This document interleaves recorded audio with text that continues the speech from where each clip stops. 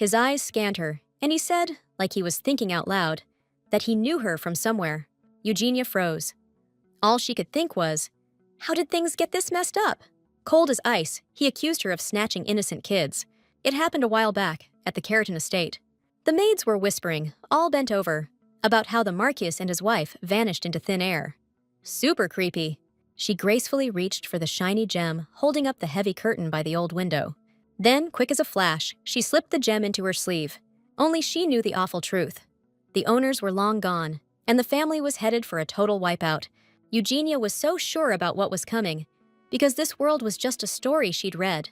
Her own life had ended so stupidly, from a dumb fall down the stairs. With her last breath, she was totally hooked on the fantasy novel, Unforgivable Sin. Next thing she knew, she woke up inside that very story. Joshua von Keratin, the main character, was the heir to an ancient Marquis family, loaded with history and power. But ever since he was a kid, his life had been one endless string of bad breaks. He hunted down the one who screwed him over, and he was out for some serious payback. The novel just cut off mid-sentence, and this was the exact moment Joshua's troubles started. The workers were complaining. Keratin wasn't paying them, because the Marquises had vanished. Joshua and his twin sister were sent to Selmia. The kids weren't getting fed. Nobody gave a damn about them. That really ticked off Eugenia, so she secretly started cooking for the twins. Ain't no way she'd forget Korean food. Bringing a tray of warm food to the kids' door gave the beautiful woman a sense of relief. She'd been helping the twins for days, but the creepy death rumors kept her from getting too attached. One death's enough. She wasn't ready to kick the bucket so young. Evgenia decided she was ditching the estate with the jewels and starting over fresh. The door burst open, and all the staff were ordered to assemble in the hall. The main character was stoked. The moment had finally arrived. The guy told everyone to shut their traps. He had a major decree from the Duke himself. Ever since the Marquis vanished, his family's been struggling to keep things afloat. The heir's too young, so the Keratin estate is going under the control of the Duke's royal family, which means all you servants are fired. After that bombshell, everyone totally lost it. Evgenia saw it coming, but the bottom line was, they were kicking her out with nothing. Luckily, her jewels were already stashed away safe. Good thing nobody gave a damn about her, so she could finally crash and get some decent sleep. Tomorrow's sunrise meant a fresh start. Evgenia was dead set on ditching this whole destined romance plot forever. The long-awaited morning of the next crucial day had arrived. Her eyes snapped open, blazing with unstoppable enthusiasm and the best, brightest mood ever. Stretching her arms overhead, she whispered, totally satisfied, that she'd finally gotten a sweet, peaceful night's sleep. This morning, with a fragrant hot cup of tea, was truly kind and calming. Just like Evgenia predicted, the servants grabbed the stuff and hauled ass out of the empty estate. So, time for Evgenia to bounce. She swore to start over, wipe the slate clean, with a pure heart, leaving everything behind. Except, inside the hastily packed suitcase, all she found were some basic clothes. A complex mix of surprise, bitter realization, and pure terror flashed across the beauty's face. She started frantically searching the room, desperately trying to find her priceless missing jewels. After a long and fruitless search, the beauty bitterly realized that all her treasures had been ruthlessly stolen. But in this crucial moment, she couldn't waste a single second. The girl rushed from room to room, but unfortunately, found nothing of value in any of them. She urgently needed to grab something, any valuable item at all. Evgenia hurried to the Marchioness's chambers, sincerely hoping to find some valuables there. The previous owner of this cursed body lived a wild life, spending money she just didn't have. The beauty froze when a voice near her suddenly asked if she was in the habit of taking things that didn't belong to her. Whipping around, the main character stared with genuine horror at the person who had unexpectedly entered. Standing right in front of her, arms crossed in a stern pose, was a young, serious-looking dude. Joshua von Keratin, scowling, declared that he wasn't buying any excuses. He grilled Eugenia, asking if she was planning to ditch him too, just like the other servants. In this super screwed-up situation, Eugenia had absolutely no clue what to do or where to turn. Apologizing, she bolted for the exit, but the little dude snagged her dress, stopping her cold. Eugenia begged him to let her go, but Joshua suddenly announced he had something super important to say. The kid was totally wiped, slumped into a chair, and then asked the maid to do the same. But Eugenia politely declined, explaining that her position didn't allow it. Joshua immediately yelled, ordering her to sit down, and the main character instantly obeyed. The young master confessed that he genuinely wanted to thank the maid for feeding them all this time. Eugenia insisted it was nothing. She was just doing her job as a simple maid. The main character added that working for the Keraton Marquis household had always been an honor for her. She was about to leave the house, but suddenly young Joshua called out and stopped her. The young master clearly hadn't said what was troubling his worried heart. "You think commoners can get away with disrespecting nobles?" Little Joshua snapped. In that instant, he realized the weight and recklessness of the words he'd just spoken. He quickly said that wasn't what he meant, because she hadn't laughed at them like the other servants. Eugenia clearly sensed the little guy's desperation, so she decided to hear him out one last time and offer support before leaving this estate forever. She knelt down in front of him and whispered with a warm smile that it was okay, and he could talk. The kid, voice trembling, confessed the Duke's knights could snatch him and his sister from the estate any day now. They wouldn't be able to fight back, and those guys would control their lives however they pleased. Joshua also knew for a fact that in a situation that messed up, nobody would genuinely care about them. So, to avoid that awful fate, the twins desperately needed the maid's help. With unconcealed pleading in his shaky voice, the young master begged Eugenia to become their legal guardian. Hearing this truly shocking news, the beauty froze, her mouth dropping open in stunned surprise. The girl immediately asked, confused, if she'd heard right, but Joshua assured her she heard him loud and clear. He decided to repeat his request one more time and hopefully asked Eugenia to listen carefully. Hearing the request again from the young master's lips totally threw the main character into deep shock. The beauty tried to explain that a simple maid like her would find it incredibly difficult to pull something like that off. Eugenia couldn't grasp how desperate Joshua was to ask a simple maid for something so impossible. In this messed-up situation, instead of making lame excuses, she decided to lay it all out for Joshua. Taking care of him and the young lady and staying hidden from the Duke, that takes serious cash. But Eugenia hadn't seen her measly paycheck in months, not even a red cent. If the young masters get sick or hurt, she wouldn't be able to pay for a doctor or get them medicine. Joshua totally got what Eugenia was trying to tell him. The main character was about to add something really important, but a sudden wave of sympathy washed over her, and she couldn't say a word. Instead, Eugenia bowed respectfully and sincerely apologized to the young master for not being able to help. It wasn't her who was supposed to take the kids. It was Eileen Blair, the youngest daughter of that bankrupt baron's family. Because of that, Eileen never found a match in society, and when she got older, she dedicated herself to the humble work of being a governess. Eventually, she found a place in the respected Keraton Marquis's house, where, teaching the twins, she was able to build a friendly connection with them. However, 6 months ago, with the Marquis's finances getting worse, Eileen was forced to leave her position. Then, Eileen found a modest job as a caregiver for an elderly lady in the backwoods, far from her old life. Hearing worrying news about the Marquis's family, she rushed back to meet with the kids. That's why Eugenia couldn't take on the role of guardian, because otherwise the story would deviate irreversibly from the plot she knew. For this reason, the maid, with a heavy heart, firmly stated that her time here had come to an end and she needed to leave. But suddenly, her ear caught a painfully familiar, alarming ringing, piercing the silence of the estate. The bells were ringing, but Joshua was still here, and Eileen was supposed to have arrived sooner. Eugenia decisively grabbed the young master by the hand and, breathlessly but insistently, asked him to follow her. The kid hesitated, thrown by her sudden rush, but Evgenia was flat out of time for explanations. Inside, the main character could already clearly hear the ominous bell tolling. Imagining herself 6 feet under, in a dark coffin, Evgenia realized she'd be damned if she let that happen. Joshua froze, stunned, when the maid straight up asked if he and his mistress were hiding in some kind of secret shelter. The kid was baffled how Evgenia knew, but she just pressed him, demanding to know exactly where it was. Turns out, when the maid brought meals, she noticed the twins sneakily disappearing in some unknown direction. Mustering his last bit of courage, the boy asked in a trembling voice if she would become their guardian if he told her the whole truth. The main character frantically grabbed her hair, desperately fighting agonizing doubts and inner conflict. Finally, she nodded decisively and, gritting her teeth, told the young master to hurry up and move forward. A radiant smile lit up the child's face, but Evgenia had already made up her mind. When Aileen came, the children would go with her. Joshua grabbed the blonde's hand, blurting out all excited that he trusted her completely. The secret hideout was super close, just a short walk straight ahead, and then around the next corner. Soon they were there.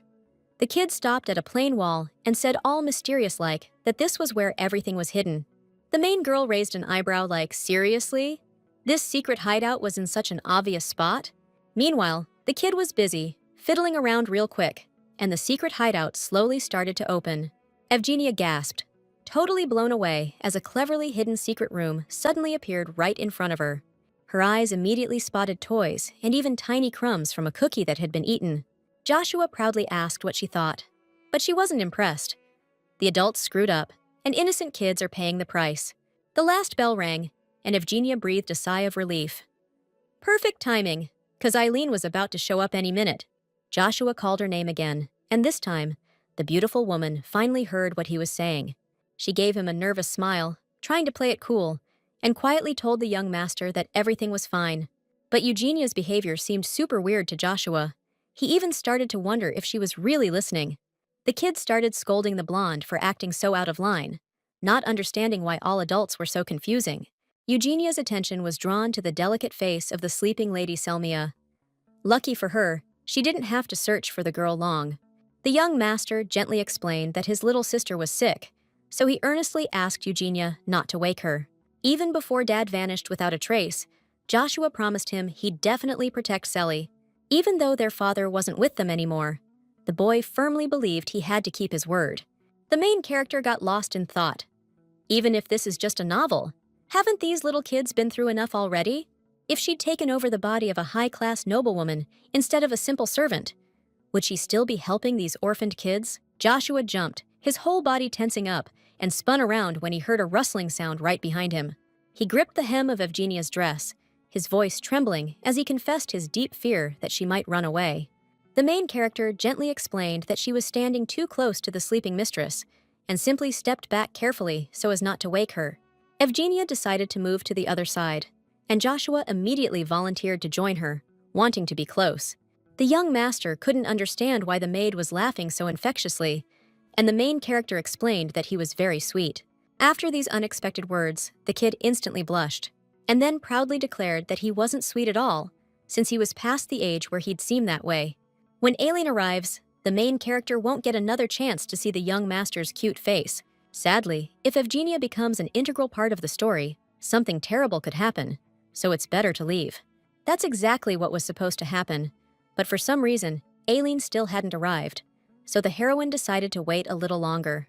But time was rushing towards dusk, and the long-awaited guest was still nowhere to be seen. Seeing Evgenia's face, all hollowed out and worried, the young master looked at her, a little puzzled. The main character, unable to hold it in any longer, let a single tear escape down her cheek. Right now, she was tormented by one agonizing question. Why hadn't Aileen come back for the kids? Evgenia was starting to freak out for real. She had no idea what to do, because she was starting to think Aileen wasn't coming back at all. The truth was, the young woman really didn't want to take responsibility for the kids, because she was terrified of kicking the bucket again. But if she chickened out right now and ran, these defenseless kids could die all alone. Evgenia turned to the master, a look of determination on her face, and told him firmly that she needed to tell him something really important. She gave Joshua a smile and asked if he happened to have any cash on him. Suddenly, the boy stood up straight, looking determined, and announced with dignity that he didn't want to ask for help for nothing either. Walking over to the sleeping Selly, Joshua carefully reached under her soft pillow. There was clearly something hidden there. Then he pulled out some jewelry with shimmering gems, and holding them out, asked Eugenia to take it all. "Where did you get these treasures?"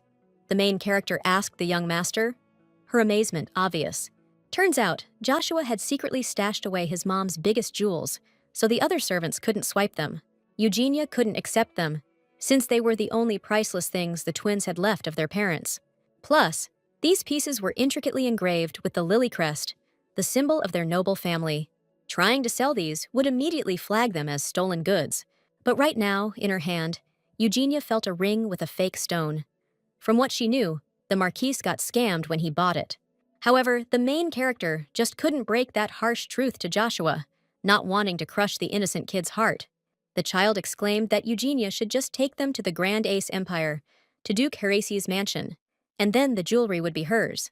Joshua pleadingly added that the previous duchess was the beloved grandmother's own sister. The main character gently returned the trinket to the young master. Then, with a wide, encouraging smile, she said that one ring was more than enough for her, which genuinely surprised the kid. Eugenia solemnly promised that she would definitely take the young master back to Duke Horace's estate. The boy's face immediately lit up, radiating pure, unadulterated joy. The heroes linked their pinkies, solemnly sealing the promise they made to each other in that way. But suddenly, Joshua yanked his hand away and unexpectedly suggested drawing up a written contract immediately. He quickly found a clean sheet of paper in the room and, with a sly, anticipating smile, asked Eugenia to sign it. The main character had a strange feeling like she'd been totally played, and she asked, confused, if she really needed to sign this. Eugenia couldn't hide her genuine shock the moment her eyes landed on the hefty $1,000,000 penalty.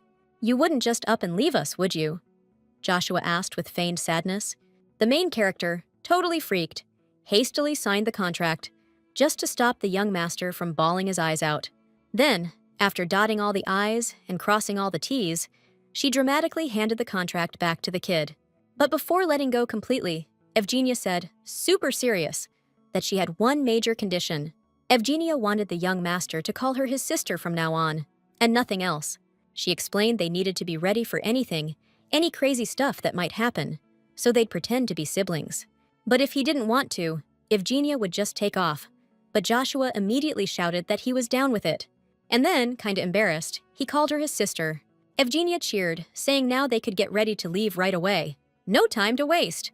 After what felt like forever on the road, the heroes finally made it to a small village near the border. The heroine had to hawk everything left in the mansion.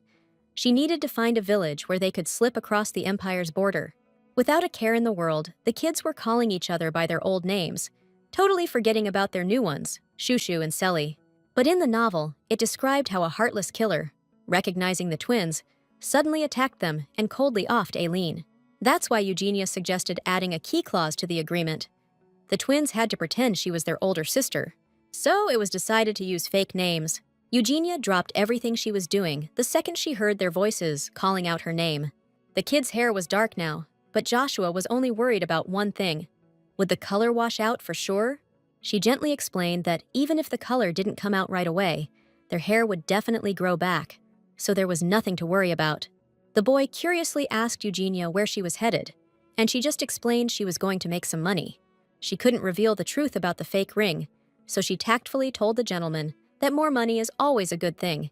Crossing his arms over his skinny chest, Joshua replied importantly that he already knew that perfectly well. Selmia suddenly leaped towards the heroine, all excited, asking if she could tag along, saying she was bored out of her skull. Her overprotective brother used to forbid her from even cracking open a window.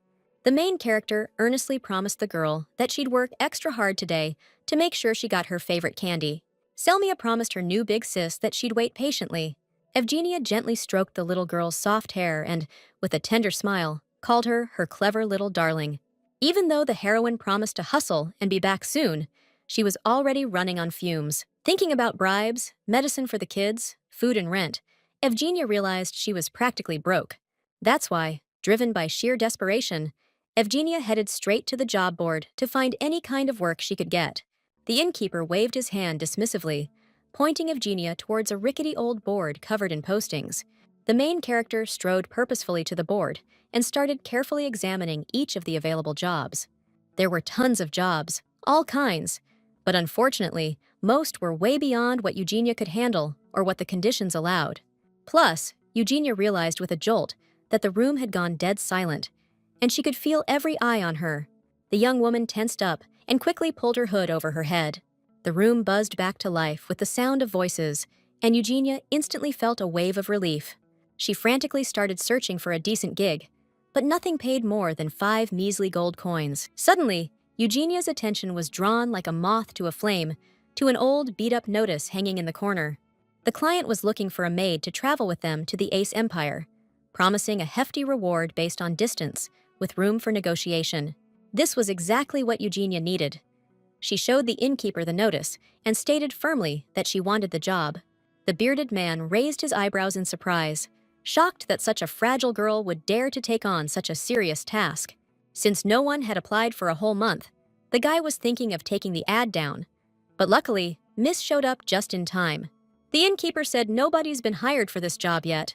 The guy told me he tried like hell to figure out why they weren't hiring anyone, but he got nothing. Since she was flat out of options, our girl was totally locked and loaded. After getting to the place, Eugenia told the woman she was looking to meet with Mr. Elvery, and the woman asked her to follow. On the way, the housekeeper kindly said that if she actually got hired, she'd be genuinely thrilled for her. The woman led Eugenia to the right room and warned her it might get pretty loud, so she might want to cover her ears. And then she suddenly started banging on the door and yelling her head off, demanding that Mr. Elvery open up. Soon, a sleepy guy in glasses appeared in the doorway, rubbed his eyes, and asked what was going on.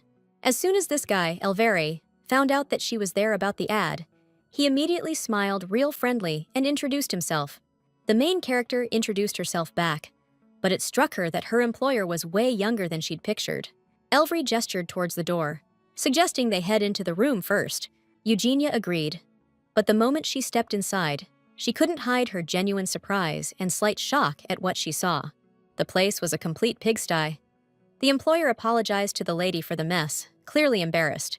He started looking for the best place to sit, and finally said that she could make herself comfortable anywhere she liked. Then the interview began. First, Elvery, in a serious tone, asked if she was absolutely sure what kind of job she was applying for. The main character, holding her own, replied that they needed a maid to accompany them to the Ace Empire. The hero confirmed the information and added that, no matter how close the country was, they would have to cross the border. But that wasn't a problem for Eugenia, which surprised the man, since people usually avoid assignments with long distances. The girl told Elvery not to worry, since she originally had a job lined up in the Ace Empire anyway. The man, frowning slightly, learned that this would be her first trip to that remote place. The main character proudly declared she had plenty of experience serving a master, so she wouldn't lose to anyone in that department. A serious determination blazed in Eugenia's eyes. She was ready to show off her unique skills from modern Korean society. Elvery, with a radiant smile, unexpectedly announced he was hiring her.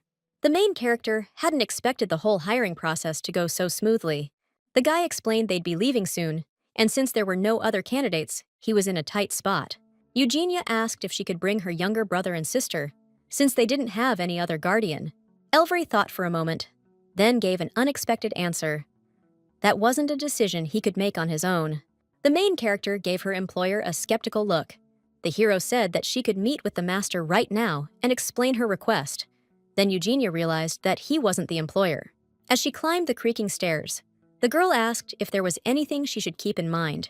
Elvery said I shouldn't pry into the boss's personal life or bother him. This whole thing is weird. The interview was too easy. They didn't ask much about me, and they've been trying to fill this position forever. Elvery knocked, and without waiting for an answer, shoved her into the room, catching her completely off guard. The main character gave a goofy smile and quickly apologized for being so clumsy. It was so dark inside, she couldn't see a thing, not even shadows. The curtains were completely shut. You couldn't make anything out. Looks like the employer is a creature of the night. Suddenly, a deep male voice told her there was a chair in front of her and she could sit down. The main character did as she was told, then introduced herself, saying she was there for the maid position. The guy, shrouded in darkness, didn't say anything, so, getting a little bolder, she asked what she should call him. The actual employer finally answered, saying his name was Enric. The main character, with a glimmer of hope, asked if she could bring her younger twin siblings on the trip. Henrik lit a candle, as the lady promised she'd take even the lowest pay, just so the master would allow it. The room instantly filled with a soft glow, and Eugenia could clearly make out the strong, masculine silhouette of a dark-haired man. The words caught in her throat. The main character couldn't tear her gaze away from this unbelievably handsome guy. Meanwhile, Henrik slowly pulled on his gloves, but even this ordinary gesture seemed incredibly appealing to Eugenia. If she had a face like that, Eugenia was sure her mood would improve every time she looked in the mirror. But the girl couldn't understand why Henrik, without saying a word, was getting closer and closer to her. Stopping right in front of her, the man thoughtfully said that her face seemed very familiar, as if they had met before. Eugenia covered her mouth with her hands, looking at the hero with admiration, thinking it must be a smooth pickup line. But, considering Henrik's cold and wary gaze, the girl's bold theory turned out to be wrong. With a defeated voice, the main character said no, and the guy immediately asked why her face seemed so familiar. Henrik was totally sure he'd seen her somewhere before. Remembering, the man said with ice-cold calm, that she was that person who's been causing trouble with the kids. The main character was outraged that Mr. Henrik would suddenly accuse her of such a horrible thing. But the hero didn't get how the girl could be so clueless, since she was wanted. Her picture plastered everywhere. Evgenia tried to explain that she'd never done anything like that, but Henrik wouldn't judge whether the accusations were true. However, she was denied the job, especially since it was such an important one. If this handsome dude was telling the truth, the main character had no idea what she was supposed to do now. Henrik noticed the girl's delicate hands clenching into tight fists from helplessness and anger. Evgenia spun around and said she totally understood Mr. Henrik's position, so she'd be leaving right away. But before leaving, the girl steeled herself, deciding to ask just one crucial question. Would he report her visit? She reminded him about her little brother and sister. The girl begged for just a little time, knowing full well she'd have to protect Joshua and Selmia. Suddenly, Henrik announced he wouldn't be going to the authorities. He flat out refused to get mixed up in other people's messy, complicated business. Instead, Eugenia had to do him a solid. The hottie was hoping she wouldn't rat this place out. Got it, Eugenia replied curtly, then hurried out of the mysterious room. It seemed like this guy was scared of something too. Luckily, he wouldn't turn her in, so Eugenia decided to get out of there fast. As she went down the stairs, she ran into Mr. Elvery and told him their partnership was off the table. The guy was stunned. His face showed total surprise at the missus' refusal. This sucks so bad, the guy groaned, and Evgenia figured he was more bummed about it than she was. Evgenia said goodbye to the man, wishing him, as usual, a good and peaceful day. Elvery decided he'd had enough of this crap, so he stormed right into his boss's chambers. He angrily declared that right now, of all times, was no time for these kinds of rejections. Elvery was really hoping to understand the reasons, and Henrik calmly explained that this young woman was already wanted by the authorities. The aide visibly flinched, shocked by such an unexpected answer. Elvery refused to believe it was true. The miss mentioned a brother and sister herself. Could these be the same innocent kids she callously snatched? But the obvious thing was, they couldn't associate with someone accused of such a serious crime. Still, it stung. They should have gotten out of Halant faster, but all the city borders were sealed tight. The reason they shut the borders was because the deposed Duke's soldiers were still out there, without any protection. Because of that, border security got way tighter and more thorough than ever before. Plus, all the local business owners were trying to bail ASAP, trying to save their assets. In a situation this messed up, two foreigners teaming up was bound to raise some serious red flags with the authorities. They're too short-handed to handle all the work, so they decided to look for one more person. There's a huge bounty on this girl. The poster even made it out to this remote backwater village. Elvery figures this girl's not just running from some random dude, but someone with a ton of power. She's gonna cause way more trouble than she's worth, and Enric doesn't have the time to deal with it. The dark-haired guy jumped when his assistant slammed an official document on his desk, requesting that he hire Miss Eugenia and sign off on it. Enric snapped, "Were you even listening to a word I said?" But Elvery pointed out, since she's wanted, she's gonna be super careful about what she says and does. He reminded Enric that he's always been a total badass, never once failing with his clever plans, so they could totally use each other to their advantage. Letting out a heavy sigh, the dark-haired guy said he shouldn't have even given Elvery the chance to say those words.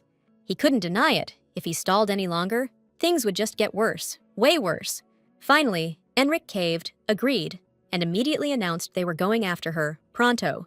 Elvery happily hopped down, while the dark-haired guy wondered if he should rethink his decision. Soon after, the main girl accidentally stumbled upon a wanted poster of herself. That handsome dude was spitting straight facts. She's now the most wanted criminal in the whole area. But luckily, nobody in this tiny village knows anything about her. The ad didn't mention Joshua or Selmia, which she found super weird and out of place. You'd think they'd mention the kids in a case like this, but they're only looking for Evgenia, which is seriously messed up. Whatever the real reason, first things first. She had to hide those twins somewhere safe. After ditching that sketchy flyer, the main character felt a little bit of relief, which she desperately needed. As she was about to bounce, she overheard some people talking about a wanted poster for the Crown Duke's heir. These posters, plastered everywhere, promised a fortune to whoever took out the kidnapper and brought back her head. The reward was insane, like seriously huge, 1,000,000 shiny gold coins. Evgenia bolted out into the pouring rain. Things were getting hairy. She needed to get out of town, ASAP. Suddenly, she remembered Selmia's promise about candy, but wandering around this dangerous area was just plain crazy. A brutal tug of war started raging in her troubled mind. She gave in and ran off to find a candy store, completely unaware that unseen shadows were already tailing her. Two hulking guys walked into the tavern, announcing right away they were looking for someone. Elvery threw back his hood, and the innkeeper recognized him instantly. He explained briefly that they needed the name of the mysterious blonde who'd been here this morning. Turns out this miss, unfortunately, isn't registered here. Her name isn't in the book. Elvery angrily accused the guy of stalling, until the innkeeper blurted out she was just here. The men stopped arguing immediately and stared at the owner of the place with intense interest. The innkeeper clarified that she'd only left about 10 minutes ago. The main character whirled around when she heard quick footsteps coming right for her. The men quickly took her down, convinced they'd caught the wanted criminal from the reward poster. This delicate beauty didn't exactly scream kidnapper, but $1 million in gold doesn't leave you much choice. Price is the price. Evgenia came to just as the lowlifes were arguing like crazy about how to split the promised reward. Her fingers brushed against a small but solid pouch. Spotting the movement, the guy grabbed her arm, telling her to quit pretending to be weak and helpless. Suddenly, he let go, screaming his head off, clutching at his eyes, and our girl took the chance to bolt. His buddy yelled at Evgenia that if he caught her, she was a dead woman. She thought she'd be safe once she got out of the alley, but then she ran smack into a tall figure. For a split second, she was totally clueless about what just happened. Fear froze her solid. Standing right in front of her was a towering figure in a cloak, with piercing blue eyes. Evgenia's eyes were wide with raw animal terror. She bolted like a shot, ignoring the guy in the dark cloak yelling at her to stop. The second he grabbed her wrist, she freaked and started screaming, begging him to let go. Eugenia was stunned when his hood fell back, and she recognized Enrico's familiar face. She was pissed. The hottie promised not to rat her out. But then her relentless pursuers jumped out from around the corner. Spotting her with him, they immediately yelled that they'd called dibs on such a valuable prize. If the dark-haired dude grabbed her, they'd pay him off, because Eugenia is a tricky catch you can't let slip away. She was taken aback when Enrico suddenly told her to duck her head, warning her things were about to get real dangerous. Then, firmly but gently, he pulled the scared blonde close against his broad chest. Eugenia froze, her heart pounding, when she saw a gun in his hand. The guys just laughed, all cocky, thinking the dark-haired dude was just pulling some kind of lame stunt. They had absolutely no idea how determined Enric really was, so when he shot one of the guys chasing them right in the arm, they stopped laughing real fast. The dude with the scar on his face just screamed, totally freaked out by the agonizing pain. Both of those guys went down, passed out cold from sheer terror, and finally, the street went silent. Enric looked over at Eugenia, asking if she was okay, and she said in a shaky voice that she was fine. She was wondering why this guy was so desperate to find her, that he'd even bring a loaded gun. And even a silencer, Eugenia whispered, completely stunned. Enric raised an eyebrow, surprised she even knew what a silencer was. Eugenia explained that it reduces the sound of the gunshot, and he realized she knew a lot about weapons. But noble ladies usually aren't into that kind of thing. She responded that she wasn't from noble blood at all. Enric couldn't tell if she was playing dumb or if she genuinely had no clue. Only a handful of people knew about the new weapon, but a regular maid knew about a pistol developed just recently.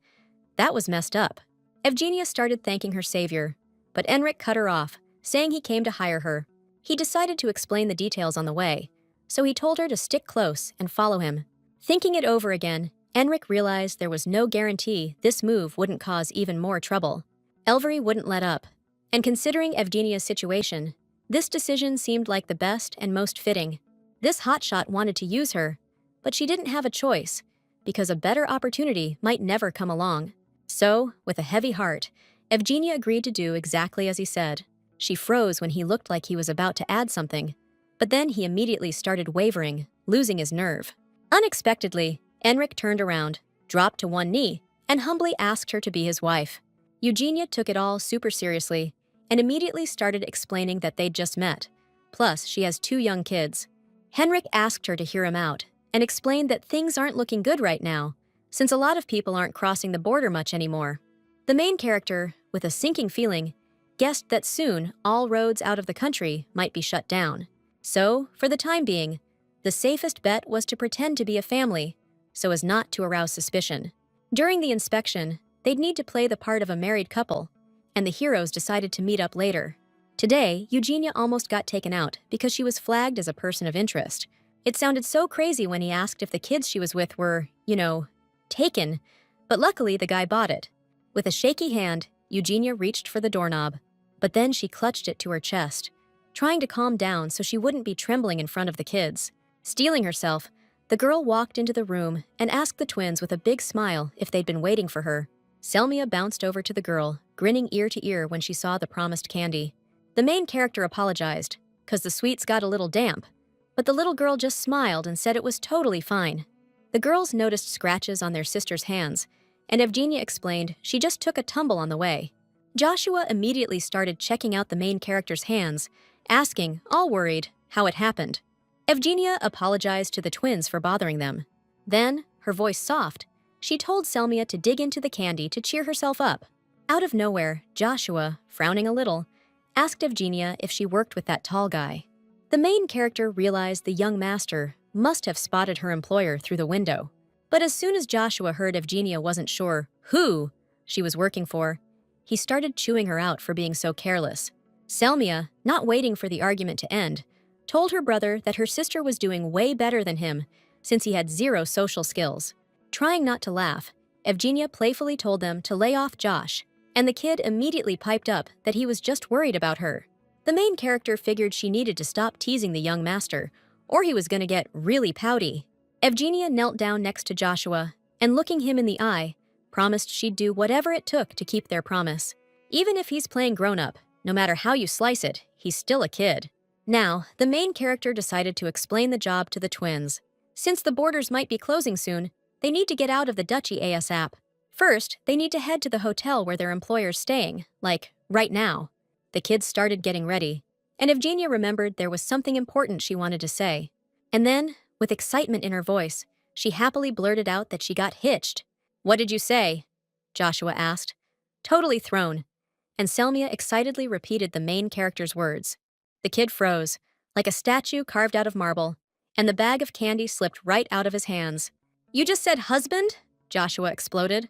Selmia immediately started congratulating her sister, her eyes sparkling with joy, asking if her future husband was hot. But Joshua wouldn't let it go. He couldn't understand how Eugenia could find a husband when she went looking for a job.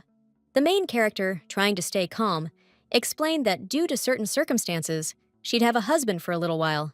But it was just an act. They have to pretend to be married for a few days. It's part of the deal with the employer, which will make their escape safer and easier. Even though they have to play house, at least they can ditch this dukedom without any trouble. Eugenia was worried about the twins' identities being exposed, so they needed to be extra careful. "Let's just hang in there a little longer," the girl said, and her gentle hug enveloped the twins, warming them. After a while, there was a knock at the door, and Eugenia calmly said she'd get it, since it was probably the employer. The theory checked out. Elvery and Enric were standing right there. The dark-haired one asked if she was ready, his eyes immediately dropping down. The main character was stunned to see the twins right beside her. Enric mused that black hair would definitely work. Elvery explained he was worried about what to do if the guys looked too different, because it could screw up the whole plan. If you look closely, meeting Evgenia's little brother gives off the same vibes as Enric. People will believe he's his kid. Joshua told her the marriage would be fake, but she never said anything about him being someone's son. He was pissed. Enric didn't care if the kid wanted to be his fake son or not. He just wanted everything to go smoothly. Looking away, Joshua said he could play the son. But why did the father have to be that dark-haired guy? The kid pointed at Elvery and exclaimed with childish innocence that this unsure-looking dude could be it too. Henrik said thoughtfully that the kid wasn't as patient as he'd thought. Then he added it was only for a few days, just a show for the others. When Henrik sees someone getting in the way, saying they can't handle something, he starts to wonder if he has the patience for it. Those words hit the kid hard, and he immediately shouted that there wasn't anything he couldn't handle. Joshua asked the dark-haired guy to wait and see how perfectly he'd play the role of his son, showing off his confidence. The main character was surprised at how smoothly Henrik handled Joshua. Even though they were a little late, now was the perfect time to introduce themselves, since they'd be spending some time together. Selly stepped forward, gave a graceful curtsy, said her name, and asked them to take care of her. Her movements were full of elegance. Eugenia wanted to introduce Joshua, but the boy declared that the men didn't need to know. The main character knew the boy hated being called by his nickname, but right now, he wasn't showing any manners at all.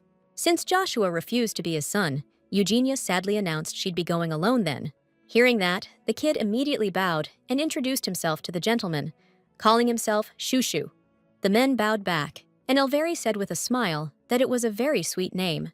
Then he offered to carry the Mrs. Luggage, but Eugenia quickly replied that it was all right. She couldn't trouble him with such chores. Arms crossed, Joshua, acting like a little grown-up, told Eugenia to hand over the suitcases instead of trying to drag two at once.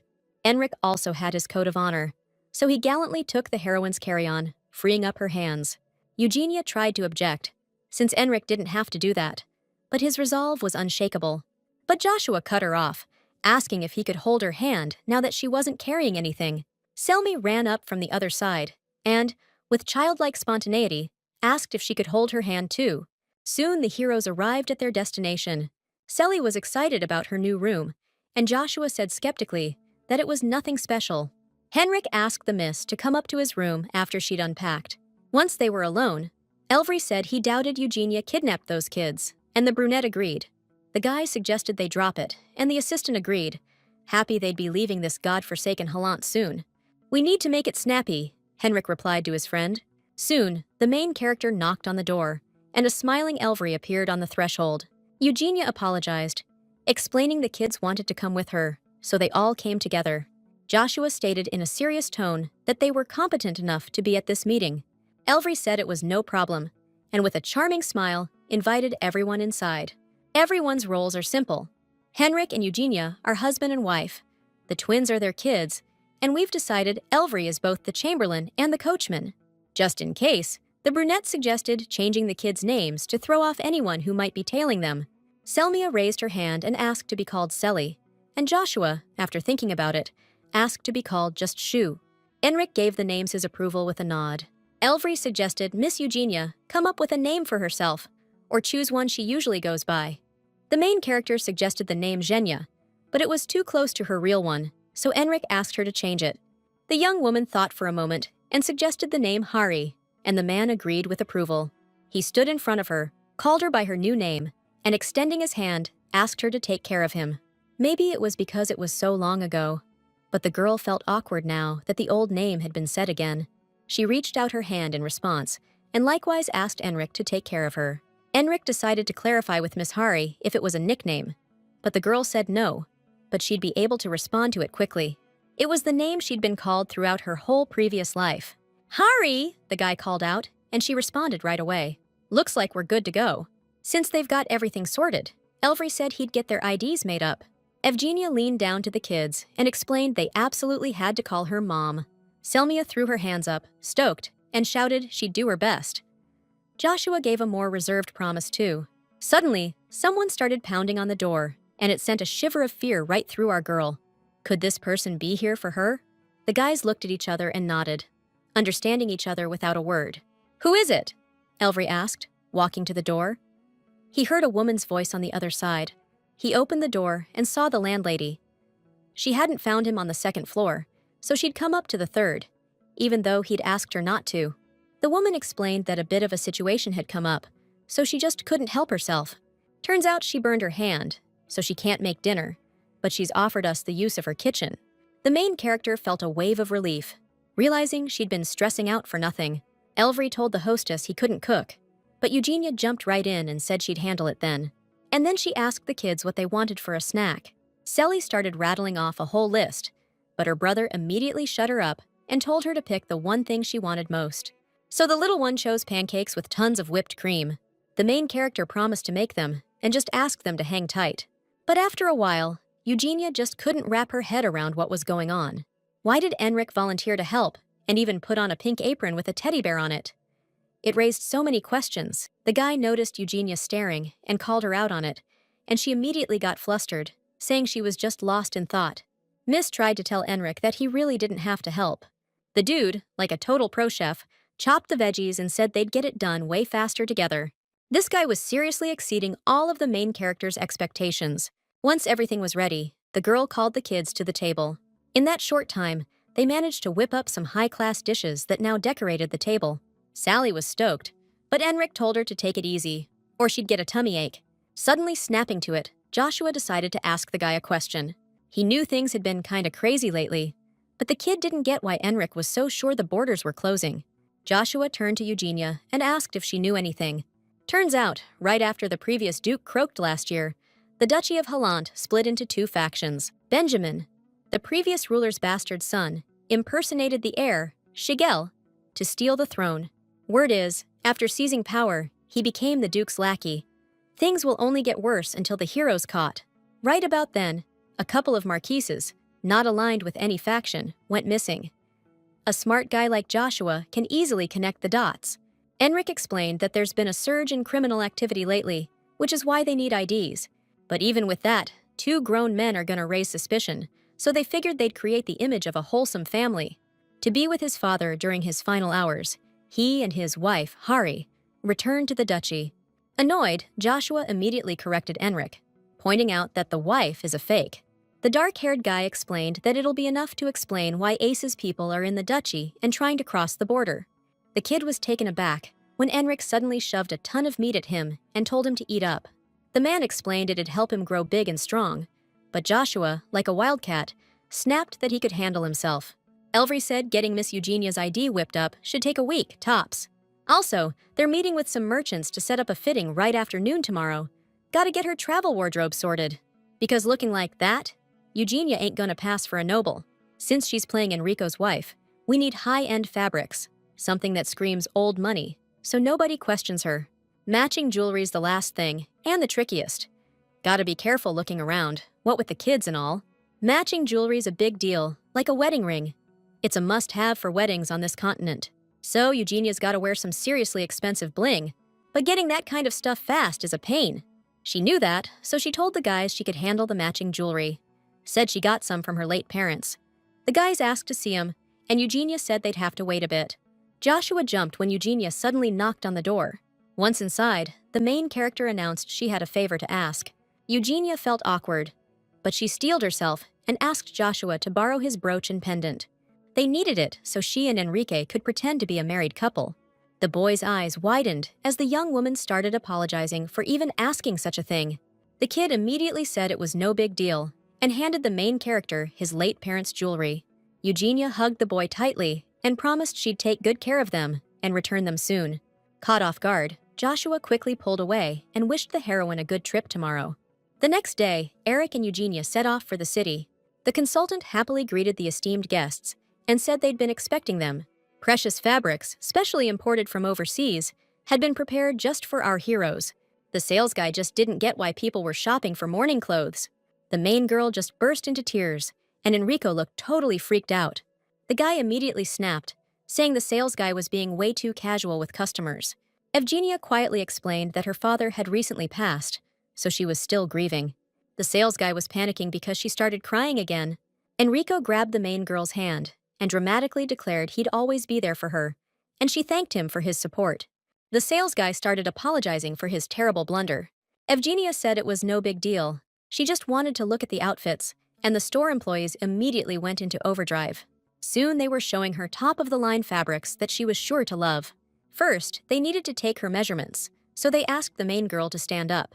But Evgenia totally wasn't expecting this. Under her cloak, she's wearing old clothes. Definitely not the kind a noble lady would wear, and it could raise some eyebrows. Henrik jumped right in and told them to skip the measurements, saying there was no need to measure his wife. The sales guy explained that a ready-made outfit might not fit right, but the dark-haired dude explained that his wife was expecting their third child. Totally clueless, our girl just went along with it and confirmed the info. But as soon as it hit her, she shot Henrik a look of total shock.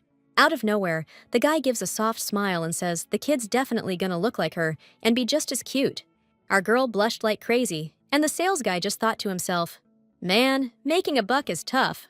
He asked the couple to hang tight while he got the outfit wrapped up. As soon as they were alone, our main girl turned to Henrik. She jumped up, totally stunned, and blurted out that they never even talked about a third kid. The guy stood up and said he was surprised she cried too, but that she handled it like a pro.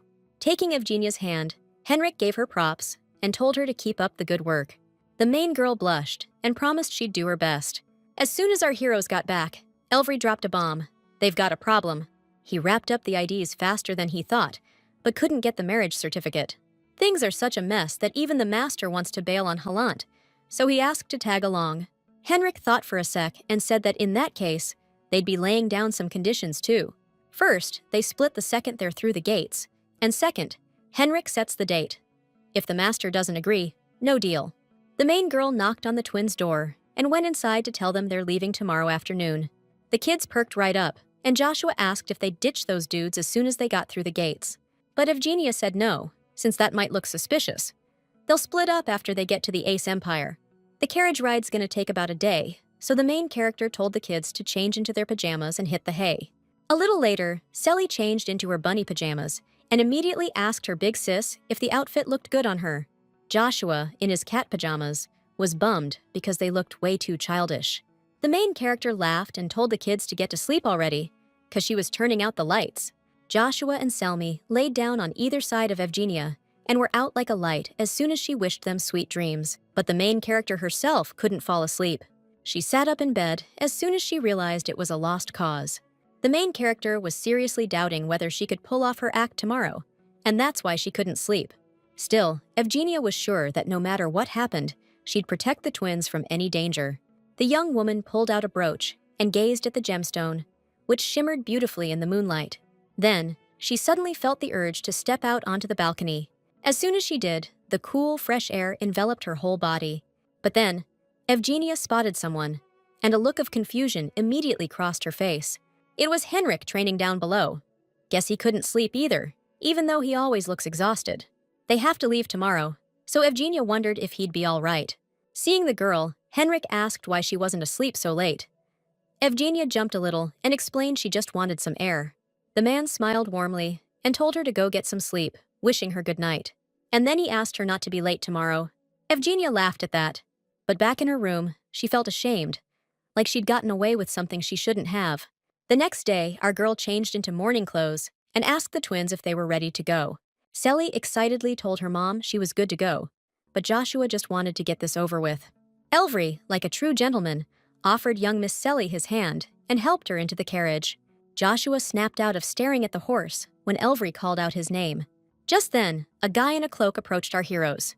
Enrik turned to his wife and told her this man would be escorting them. Our main girl nodded and asked him to look after her. Enrik said that he and Elvry would ride alongside the carriage, so she could just open the window if anything came up. Then, the dark-haired dude helped his wife into the carriage. Finally, after all this time, the carriage made it to the spot. Our girl looked determined, but deep down, she was still feeling anxious and uneasy. But hey, if they can just get past these knights at the gate, they can get to the Ace Empire. The knights shouted out that nobody was leaving these lands right now, ordering the carriage to turn around immediately. Enrik calmly explained that they were nobles from the Ace Empire and needed to return home. The dark-haired guy mentioned that rumor had it the Ace Imperial family always took extra special care of their people. The captain of the guard stepped forward and asked the heroes to present their IDs first. Baron Enrik Tryson, with a flourish, immediately handed over his official document for a thorough inspection. The dark-haired guy explained that he'd come to pick up his wife and kids, who were visiting her family's place. The captain dryly announced that he'd be taking a quick peek inside the carriage. Throwing open the door, the knight cut right to the chase, asking the missus what exactly brought them to Halant.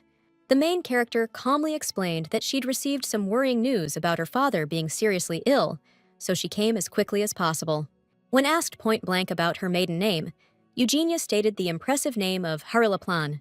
The captain inquired how long she'd been married, and without hesitation, the girl confidently replied, 8 years. Looks like Baron Enrik wrapped up his chat with the guards at the gate pretty quick and easy. The persistent captain of the guard seemed to have one last request to make. Out of the blue, he asked the missus to remove her head covering so he could get a good look at her face. Eugenia wondered if this guy was really blowing off etiquette and being totally insensitive to someone in mourning. The heroine was thrown for a loop, not knowing what to do. She was genuinely scared she was about to be exposed. The guard is hunting the heir to the duchy, so why does the captain want to verify her appearance? She's just a girl. Does he already know she's been wanted all over Halant for ages? You okay, Mom? The kids asked, worried when they saw Evgenia suddenly get all flustered. The main character snapped out of it, realizing she needed to get a grip, like, now. She told the kids she was fine, explaining she just wanted to look her best for them. The captain visibly jumped when the missus called him out by name.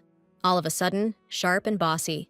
The main character coldly asked if the guy was ready to take full responsibility for what happened if she took off her hat. Even seeing the ID, he showed no respect, and she was struggling to keep it together for the kids. Out of nowhere, the Baroness demanded they immediately fetch someone way higher up the food chain than this captain. The aristocrat was about to report the guard's rudeness and even take off her hat, just like he was so cocky about. Above the captain are the head of security and the landowner, so they could be in for more than just a slap on the wrist. The guards were all over her, begging her to stop, bowing, saying the inspection was done, and apologizing like crazy. The main character ordered the driver to get moving, now. As soon as that carriage door slammed shut, Evgenia felt a huge weight lift off her shoulders. Thank God that's over. The kids were already saying that dude gave them the creeps big time. Finally, the guard barked out the all clear, yelling for them to swing open those massive gates. The plan worked. They're actually getting out of here, leaving Helent in the dust. After a while, Enric expertly reined in his horse. He walked right up to the craftsman and told him their deal was done, finished. Seeing the guy start to get all shifty and hesitant, Enric fixed him with a stare and asked what the problem was. Suddenly, the driver yanked the reins hard, and the horses bolted forward like a shot. Inside the fancy carriage, a sudden jolt sent everything into chaos. The main character yanked her trembling kids close, asking if they were okay. Eugenia had no clue what the heck was going on outside. No sign of Enric or Elvery. Could this be some dirty trick by that sneaky driver? The main character knew she had to protect the kids at all costs. She needed a way out, fast. So, Eugenia started racking her brain, desperately searching for any kind of solution. At that super dangerous moment, Enric and Elvery were riding like the wind, trying to catch up to the carriage. The dark-haired dude quickly pulled out a hidden pistol, his hand aiming, searching for the right target.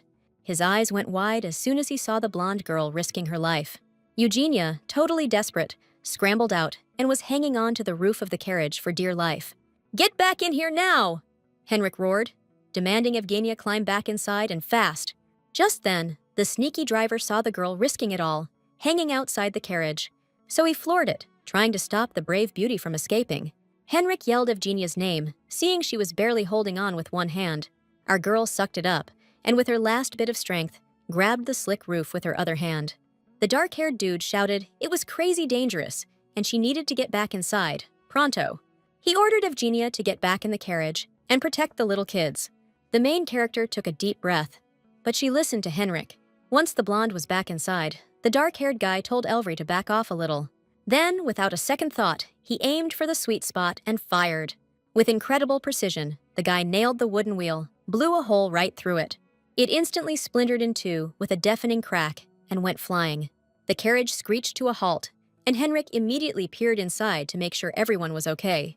The main girl forced a smile and said she was fine, but asked him to get the scared kids out first.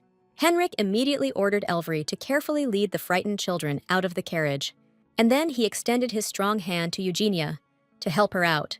"Hang on a sec with Elvery," the man requested. Once he was sure Eugenia was all right, Henrik headed straight for the coachman to figure things out.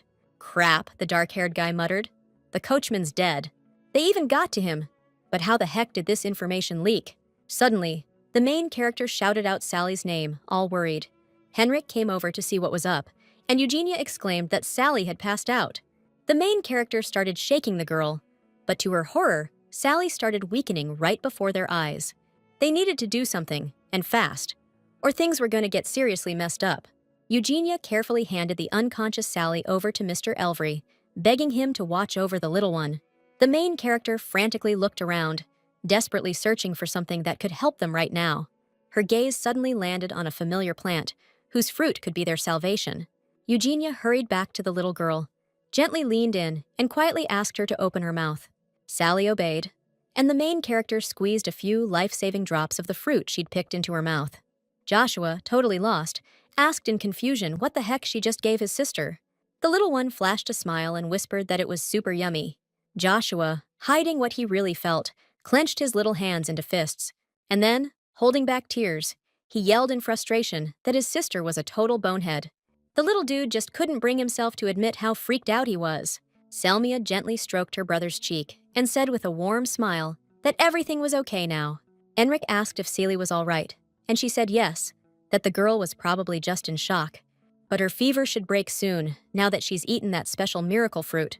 Still, the main character cautiously said that she'd better look for more of those healing fruits, just in case.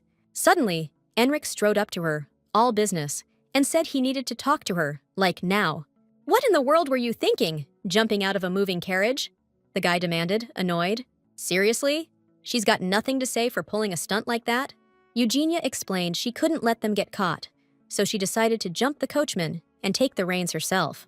But Henrik was still scratching his head, wondering how someone so delicate thought she could actually pull that off.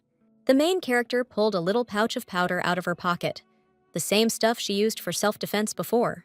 But the dark-haired guy asked why she couldn't just wait for him. Couldn't she trust him at all? Looking down, Eugenia quietly replied that she'd already accomplished her main goal, getting them out of danger. They escaped the duchy, just like they planned, and she figured he just didn't need her anymore. Henrik came to the unpleasant conclusion that in her eyes, he was some kind of lowlife. Eugenia immediately blurted out that it wasn't like that at all.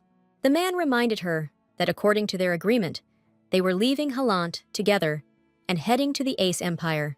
It's his job now to get the lady back to the Empire safe and sound. If he can't do it, at least she should trust herself. Right away, Eugenia apologized like crazy, saying she never meant to offend him in any way. The main character wasn't so sure. I mean, she was just a nobody, totally unimportant. Because in this story, Eugenia was just a side character, not the main attraction. They could cut her role out at any time to make room for the hero. But when Eugenia, by some twist of fate, took Aileen's place, she faced a serious situation that could have ended badly for her. A desperate idea flashed through her head. Maybe she should make the ultimate sacrifice to protect Joshua and Selmia. Deep down, the main character seemed to think that's just how things were supposed to go. But suddenly, breaking the silence, Enric told Miss Eugenia firmly that she was way more important than she gave herself credit for. The hero insisted that sacrificing herself wasn't the only option. There were always other ways to deal with things. The fact that this young woman is now guardian to two defenseless twins is already a huge deal.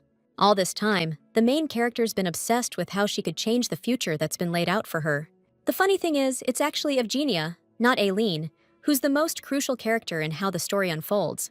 So what was she doing all this time, being so damn important? Laughing at herself, the main character realized her mistake, and, truly regretting it, called herself a total idiot. Enric calmly and understandingly replied that she just needed to come to that important realization herself. Out of nowhere, the man gently asked the girl to give him her hand. Turns out, the dark-haired guy noticed her palm was all beat up, so he carefully bandaged it with his handkerchief. Eugenia promised to wash and return the handkerchief, to which the man replied she was free to do whatever she wanted.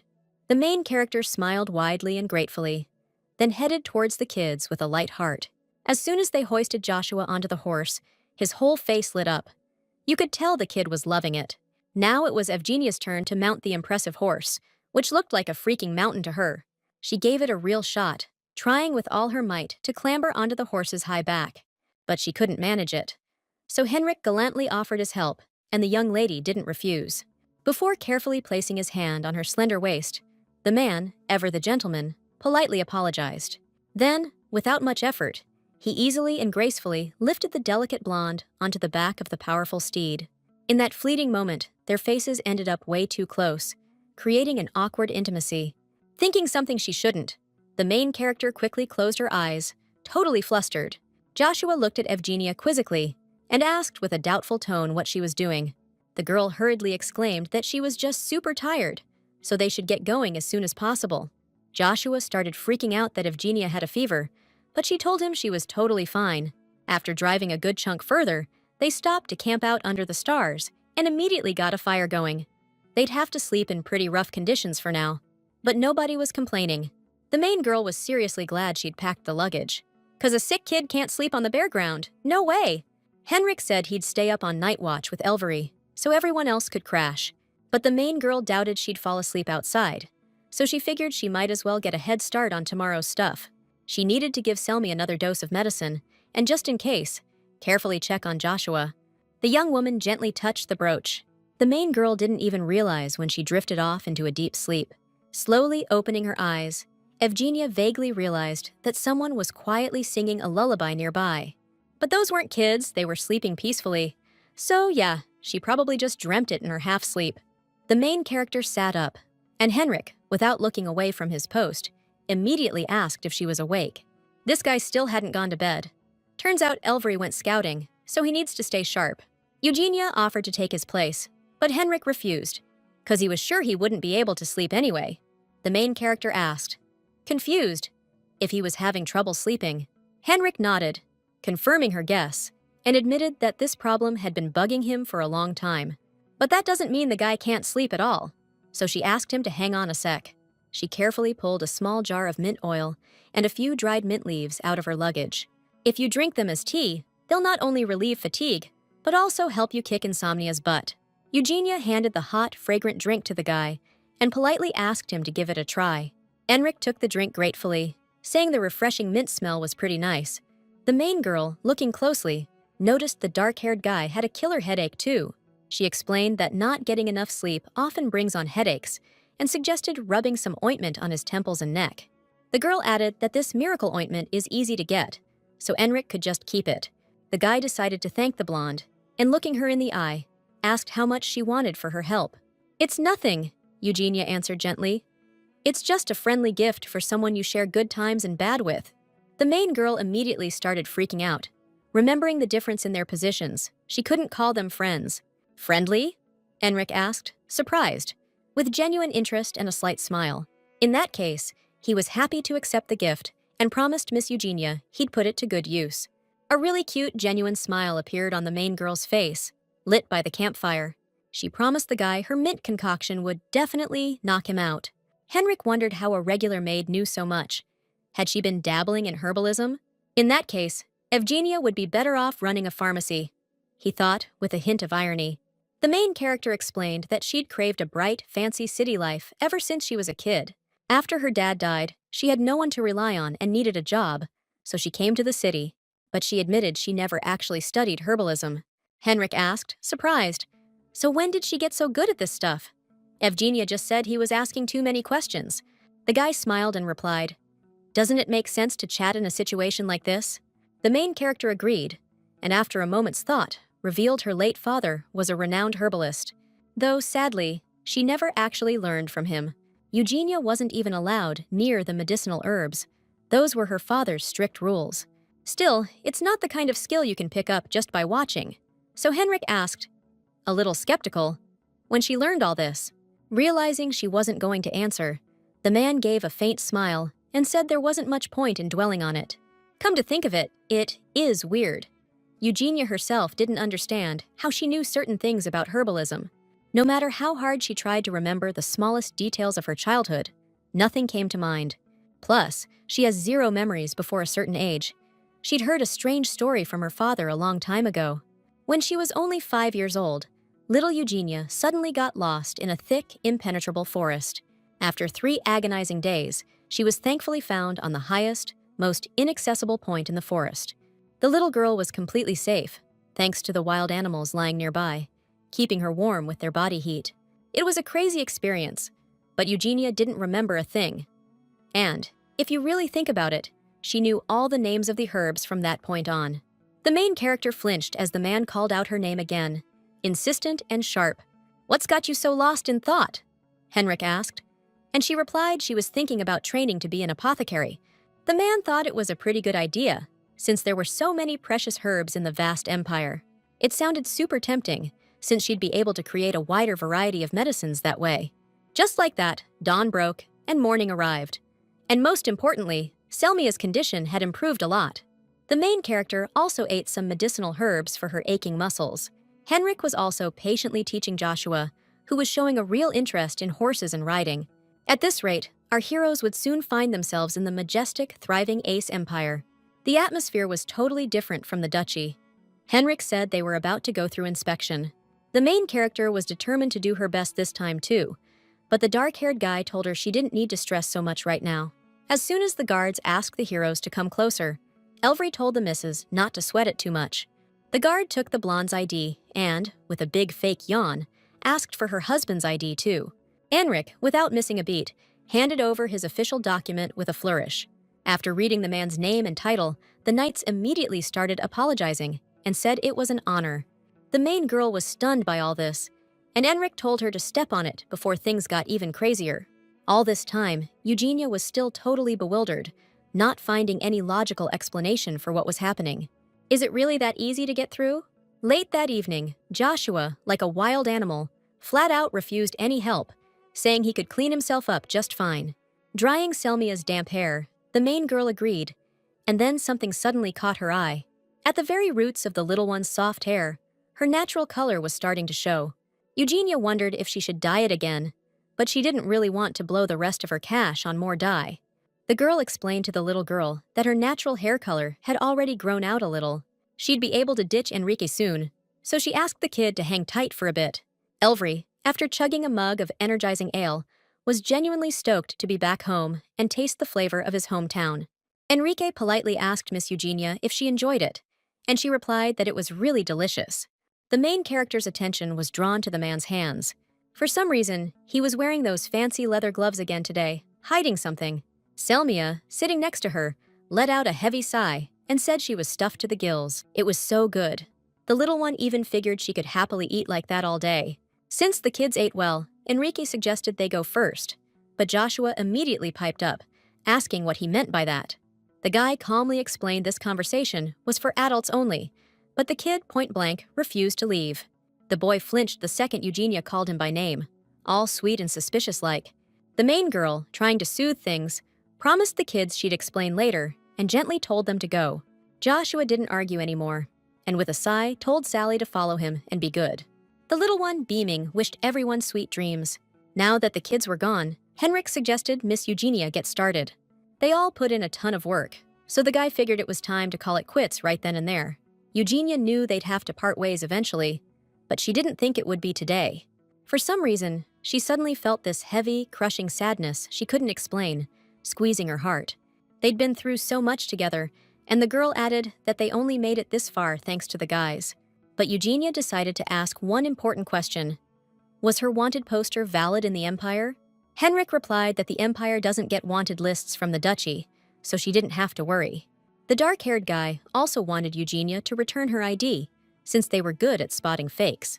While Henrik whispered something quietly to Elvry, the main character reached for her inside pocket.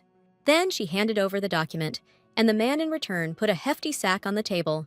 Inside was the promised reward, and the main character was floored by the incredibly huge amount. Her face immediately broke into a wide, genuine, and indescribably joyful smile, and she thanked the man. Elvry still had things he needed to prepare, so he decided to take his leave first. Henrik took a pendant off his neck and held it out to the main character. He'd kept the necklace under his clothes, so it was in perfect condition. He'd taken good care of it. Eugenia asked if he was leaving right now, and he said yeah, kinda hesitantly, 'cause he still had stuff to do. The Empire's definitely safer than that treacherous duchy, but a little caution never hurt anyone. Henrik advised her to buy quality stuff and not flash it around too much, to avoid drawing attention. The main character replied, looking a little lost, that she'd definitely keep that in mind. Out of the blue, Henrik chivalrously suggested a stroll, and they headed together towards this huge, majestic tree. Eugenia was thrilled. She even got curious about how old this ancient plant was. This girl definitely knew about the gun, and since that was classified info, Henrik was going to have to report it. He reminded Miss Eugenia that last time, she seemed to say she knew something about guns. Henrik was really interested in one important question. Could the lady actually fire that dangerous thing? The girl immediately exclaimed, totally stunned, that no way, she'd never even seen a gun that close before. Back in the heroine's old life, if some regular Joe had a gun, the cops would be all over him in a heartbeat. She was totally lost why Mr. Enric was even bringing this up. The guy wanted to say he had some serious reservations about her, but then he glanced at Evgenia, her hair flowing in the sunset, and he just couldn't bring himself to do it. So, changing his mind, he said he wanted to loan her a weapon for her own protection. The main character laughed and told him not to bother, 'cause she'd never use it. Since she turned down the gun, the guy held out a black card and told her to take it. Evgenia asked, confused, wasn't that card supposed to be like a super valuable keepsake? The guy replied she could return the card at their next meeting, or in a year, whatever. At that point, the main character decided she'd just bury the card right here, under this huge tree. Enric, totally confused, asked what she was even doing, watching her weird antics. The blonde explained that the master could use this little stone tower as a reliable signal.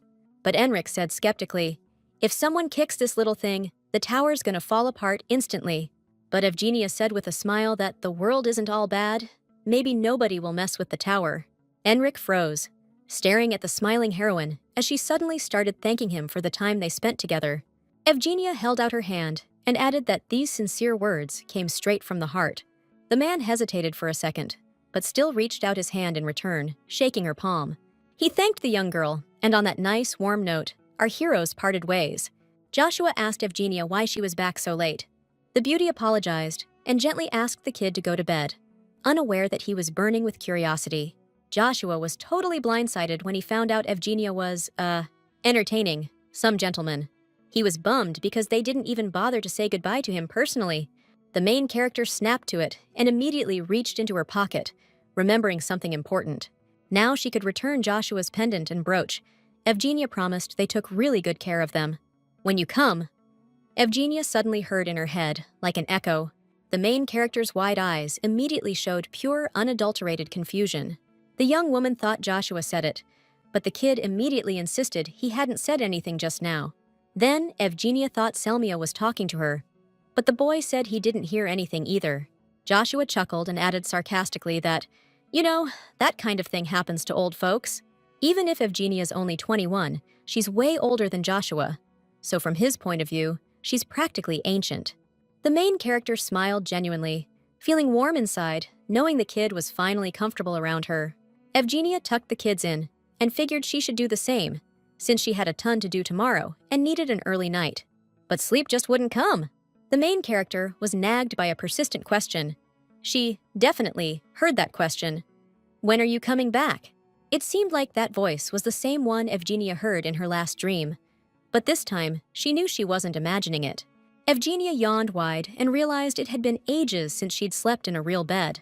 For the first time in forever, it felt so soft. So sleep quickly took over, pulling her into dreamland. The next day arrived, greeting our heroes with its bright new rays of sunshine. Selly happily told Evgenia she wanted to eat that weird thing on a stick, the one called cotton candy. The main character explained to the little one that she had to eat everything on her plate first. But the little one wanted to try other treats too, so Eugenia suggested they share. Eugenia started to freak out because she had no idea where Shushu had wandered off to. Turning her head, the young woman spotted the boy, standing in front of the smithy again, staring at the shiny forged swords. If he feels the same way as Selly, that's great. But there's no way Eugenia can afford to buy him one right now. The young woman walked over to Joshua and gently suggested they head out, trying to hide her sudden sadness. So, the heroes picked up the medicinal herbs they needed, plus all the basic supplies. Next, they confidently headed towards the information bureau. Stepping inside, Eugenia asked the friendly clerk if they had any maps of the vast Ace Empire. The main character explained to Joshua that they needed to figure out which road led to the Duke's lands. With a slight smile, the clerk immediately brought over what Miss Eugenia had requested. As soon as Evgenia and the kids stepped out onto the lit street, Selly spotted something super interesting. Suddenly, the little girl bolted, saying she was going to go check it out. Evgenia and Joshua both yelled at the same time for her to stop running right now. The little one froze in her tracks, like she'd hit a brick wall from their sudden loud shout. Then she grabbed her ears and yelled, asking why the grown-ups had to be such nags. She was genuinely ticked off that Evgenia and Joshua were, in her opinion, acting the same. The main character chuckled good-naturedly and patiently explained to Selly that if she fell, there'd be trouble. The little one immediately threw herself into Evgenia's warm embrace. Before bedtime, the girl showed the kids on the map the village where they were stopping for the night. Joshua was surprised to see how huge and sprawling the Jurassic Duchy was on the map. There's a good chance the twins' great-aunt's place is in the imperial capital. Selly, all bright-eyed and curious, shot her hand up and piped up that she had a burning question. She quietly asked if they were going to take a carriage again. After what happened, a carriage ride would be rough on Selmy. But since we're not in the duchy, it'll be a quick trip. After thinking it over, the blonde told the kids they'd be taking a high-speed train. To her delight, the kids were stoked. Eugenia was happy to see them smile, but once she drops off the twins, her job's done. The girl couldn't help but shudder at that depressing thought. Once they part ways, she'll go right back to her old, lonely life. Even though the main character used to want that, she's gonna be super, super lonely. But Eugenia decided not to dwell on that sad future, trying to shake off the gloomy thoughts and live in the moment. She gently ruffled the twins' hair and told them it was time for bed. The train to the Duchy of Harasia leaves in 15 minutes, so all passengers, please board. Two tall, imposing men stared intently at the twins. The kids, in turn, got spooked by the sudden and intense stare from these strangers. The conductor, noticing their fear, reassured Miss Eugenia not to worry too much. Even though these guys look so serious, they're actually just here to escort you. The conductor politely led the passengers to a comfortable compartment and showed them where they'd be sitting. As soon as the train slowly started moving, the kids' faces lit up with genuine excitement. It was a first for them. Eugenia was finally leaving this place. Once she's gone, she'll have nothing to do with Enrique anymore. This sudden thought unexpectedly filled her heart with inexplicable sadness and longing. The blonde slowly turned her gaze to the window, taking in the picturesque sunset sky. Only one question raced through her mind. Would she be able to meet that person in a year? Soon, the train pulled into the bustling station of the Juracia Duchy. Maybe because of its northern location, it was way colder here than little Joshua could have imagined. The main character suggested they prepare thoroughly first, before heading to the Duke's magnificent mansion. She explained that they had an important meeting with a noble lady coming up.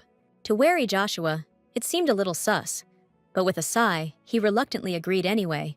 Already settled in a cozy hotel, the main character opened her travel trunk, where she'd definitely packed her clothes. Suddenly, with a slight pang, Eugenia realized she'd totally spaced on returning Enrico's handkerchief, the one he'd so kindly lent her. What to do? The girl wondered to herself. Once Eugenia gives that back too, there'll be absolutely nothing left to remind her of that wonderful man. Anyway, that's a year from now, so she decided not to get upset or start grieving early. The main character got a real fright when Joshua suddenly shouted her name. He called Eugenia a few times, then asked what they should do now, but she immediately apologized and said she'd be right back. Little Sally ran up to the girl, looked her in the eyes, and asked if she could come along. But unfortunately, the main character had to say no to the little one. Still, Eugenia sweetly promised that they'd definitely all go for a walk together tomorrow, or the day after. Joshua said that he and Sally would be waiting for her, so she needed to get back as soon as possible. And the boy also told the blonde to watch where she was going, so she wouldn't fall or follow any strangers offering treats. Eugenia dashed off, and Sally anxiously asked her brother if their big sis would be back soon. Joshua reassured his sister, saying it wasn't just anyone, it was their Evgenia, and she always keeps her word. Right now, we need to talk about something super important. Sally carefully approached her brother, and he revealed his cunning, well-thought-out plan to her. Joshua strictly ordered his little sister to keep this information top secret. When the door creaked open soon after, and Evgenia appeared, having returned, the kids jumped, startled. The girl happily rushed to the heroine, while Joshua suspiciously inquired if something had happened. It was super sus, because Evgenia looked incredibly joyful and happy. The main character showed a couple of small vials of liquid and offered to help the kids get their natural hair color back. The best time to do it is right now. Evgenia was taken aback when, undisguised, deep sadness suddenly appeared on Joshua and Sally's faces.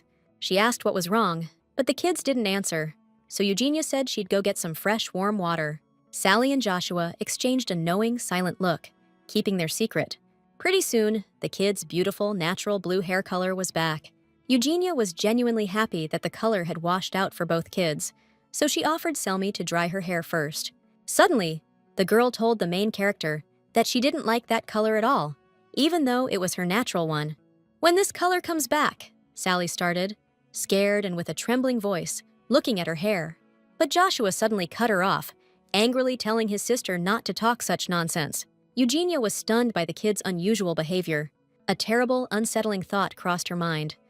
Could it be that the kids, to her great dismay, had a falling out while she was away? At the table, Eugenia shared her thought that it would be difficult for them to get into Duke Horatius's house right away. So, the girl started telling the kids what happened when she stepped out of the hotel for a bit. First thing, Evgenia headed to the local merchant, hinting that the village seemed like a decent place to settle down. The guy said they lived peacefully thanks to the Duke, and she replied that she wanted to meet him. But right now, even becoming nobility wouldn't get you a meeting with someone that important. Around the time his relatives were supposed to gather, Horace's place stopped accepting any visitors at all. The guy blurted out that the Duke was refusing even the Emperor, but the merchant quickly shut him up. Word is, the Duke usually comes back to his lands around this time of year. Now she's wondering if she should even go and take a look. But with things as they are, it won't be easy. Still, gotta try something, right? So, Evgenia sent Lady Jacqueline Horace a letter, saying she wanted to return 2 long-lost flowers. The heroine came up with a plan. As the relatives arrive, the number of servants will increase, so she'll get a job there as a maid. The thing is, this whole thing could take a pretty long time. Since Evgenia might run into the great aunt, Joshua asked her to take something to prove who they are. But the main character didn't think a simple brooch and pendant would really help them. I mean, it's not like it's a family heirloom from the Marchioness, so there's little chance some fancy lady would recognize it. That's when Joshua, with a look of total determination, decided to go for a different, more extreme approach. The heroine jumped up when she saw the kid grab some scissors and start snipping off locks of his blue hair. When they meet the great aunt, Joshua wants Evgenia to show her the hair. The girl anxiously asked the boy why he did that, and Joshua replied that his hair would grow back anyway. He was totally confident that Evgenia would definitely handle it. The main character accepted what happened, but told Joshua in no uncertain terms to never do that again. She told the kid firmly that she was going to show those hairs to the Duchess, no matter what. Eugenia looked at the neatly cut locks of hair and made a solemn promise. But soon after, to her dismay, the main character found out that the hiring was already done. They probably thought she was super unreliable, since she left her last job without a reference letter. Eugenia didn't know how she was supposed to get in there now. They say it's the hottest 2 weeks of the year, but you'd think it was freezing out here. Even Sally's coughing. The main character realized she needed to hit up the herbalist's shop ASAP. Gotta grab some anise and dried thyme. Why aren't you buying? Eugenia heard an indignant question, suddenly cutting through the noise. The merchant, totally pissed, was asking the customer if he didn't trust the word of an expert. The main character was lost in thought, realizing she'd seen that tall guy in the cloak somewhere before. No way she could forget a hottie like that. The blonde explained that the guy who sent him on this errand was super specific. It had to be Maverick stuff. The vendor exclaimed that Maverick and Heckin have the same kick. How many times do I have to say it? The merchant snapped, his voice tight with anger. But the handsome dude, despite everything, still looked doubtful. Finally fed up, the vendor lost it, chucked the herb on the ground, and told the blonde to get lost. 'Cause he was done with him. The guy immediately started apologizing, saying he didn't mean for things to escalate, but the vendor wasn't backing down. So the hottie gave the discarded herb lying in the dirt a hesitant look. The merchant jumped when the customer sheepishly said he'd buy it. He started scooping up the plant off the ground, muttering that it was about time the blonde made up his mind. The guy was about to name his price, but the main girl jumped in and stopped the deal cold. She stopped Blondie from jumping the gun and buying it, and straight up said the plant was totally useless. The dude was floored by the sudden news. Evgenia figured, since the boss asked Blondie to buy Maverick, he probably had joint pain. Maverick's dried, crushed into powder, and made into pills. It's an old folk remedy to ease arthritis pain. Heckin might look similar, but it's a completely different medicinal plant with totally different properties. Plus, if the boss has been taking Maverick for a while, Heckin will weaken its effects, and things will get even worse. Hearing that, the dealer looked totally lost for a second. But then he blew up, asking if the girl was calling him a cheat, and that he's been growing plants for 20 years. The main girl asked, suspicious, how he couldn't tell the difference between the herbs with that much experience. She suggested hitting up the drugstore down the street to see if she was right. The vendor muttered a curse under his breath, calling it a real kick in the teeth and blaming his lousy day. He started packing up his stuff real quick when Blondie told him to just turn himself in to the cops. But the swindler bolted, shouting, "Don't end up like me!" as he vanished into the crowd. After a while, the heroes finally got their hands on the Maverick, and Blondie thanked the lady, saying he couldn't have pulled it off without her. Evgenia told him, for future reference, to always go straight to the hospital and get a referral to a reliable pharmacy. Blondie jumped a little when the girl said she was going. Out of the blue, the handsome guy asked her if she happened to be from the duchy. The main character asked, totally bewildered, how he could possibly know that. Turns out, her accent's a little different. A regular Joe might not catch it, but he picked up on that unique duchy rhythm. If this guy's from the duchy, he probably knows that Eugenia's wanted right now. Blondie really wanted to thank the lady, so he asked her name, but she said she hadn't done anything special. So, it was time for her to go. She didn't want to stick around. The dude gently but firmly grabbed the ribbon on her dress and asked her to wait a sec. The guy kept insisting he wanted to repay her, and eventually, Eugenia gave in, asking him to let go of her. Blondie immediately started apologizing for grabbing her without permission, saying he acted out of line. She might think it was just a simple favor, but she really helped him out. "Maybe you don't believe me?" the guy asked with a soft and charming smile. The main character hesitated a bit with her answer, but the handsome guy already knew everything from her expression. A total stranger asking for her name, grabbing her, and talking about rewards. Anyone would be thrown for a loop. The blonde guy said he works for the powerful Duration ducal family. He's low level, but he can vouch for who he is. Hearing him say that, the main character froze in her tracks. The guy repeated himself. He wants to repay her for her kindness, because of which he won't be in deep trouble with his family. Looks like this dude really has no clue that Eugenia's currently wanted. The heroine decided to seize the opportunity and explained she's having a hard time finding a job right now. So, she asked if he could maybe inquire about any openings with the Duke's prestigious family. The guy grinned and promised he'd look into everything thoroughly for her. Eugenia was stoked when she heard it would only take a couple of days. The blonde suggested meeting back here at noon on that day. The main character gave him a wide, genuine smile, then thanked her new acquaintance. The blonde froze, staring at her radiant smile, like he was under a spell. So, finally getting some guts, he asked her again what her name was. The main girl said her name was Evgenia, and told him to just call her that. No need for formalities. The blonde guy said his name was Cheyenne, then gave a little bow and kissed the young woman's hand. He smiled, looking her right in the eye, and asked Miss Evgenia to take care of him. Getting to the Great Ace Empire took way longer than Elvry originally thought. Still, after reporting to His Majesty, he could finally get some well-deserved rest. Enrica was worried, wondering if Miss Evgenia had arrived safely. Elvry asked the captain if he was even listening, and the dark-haired guy just said he was beat. They'd been working non-stop lately. Things were probably way better when they were with Miss Evgenia. The captain was planning to see His Majesty right away, so he told Elvry to wait for him in the reception room. Henrik entered the throne room and gave the emperor a respectful bow. His Majesty praised the hero, admitting he'd been sweating bullets since he was later than expected. If Henrik had screwed up, the emperor wouldn't have been able to face his old man's wrath. The dark-haired guy sincerely apologized for causing him so much worry. Captain Shatton, the valiant Henrik, has returned after completing a tough mission assigned by His Majesty. He's stashed it somewhere safe and is keeping it protected. However, the hero, unfortunately, wasn't able to complete the additional task the emperor gave him. Henrik couldn't find the mysterious seal of the late Duke, despite all his efforts and the long search. The people who agreed to help them met with a terrible fate, so the location of the seal remains a mystery.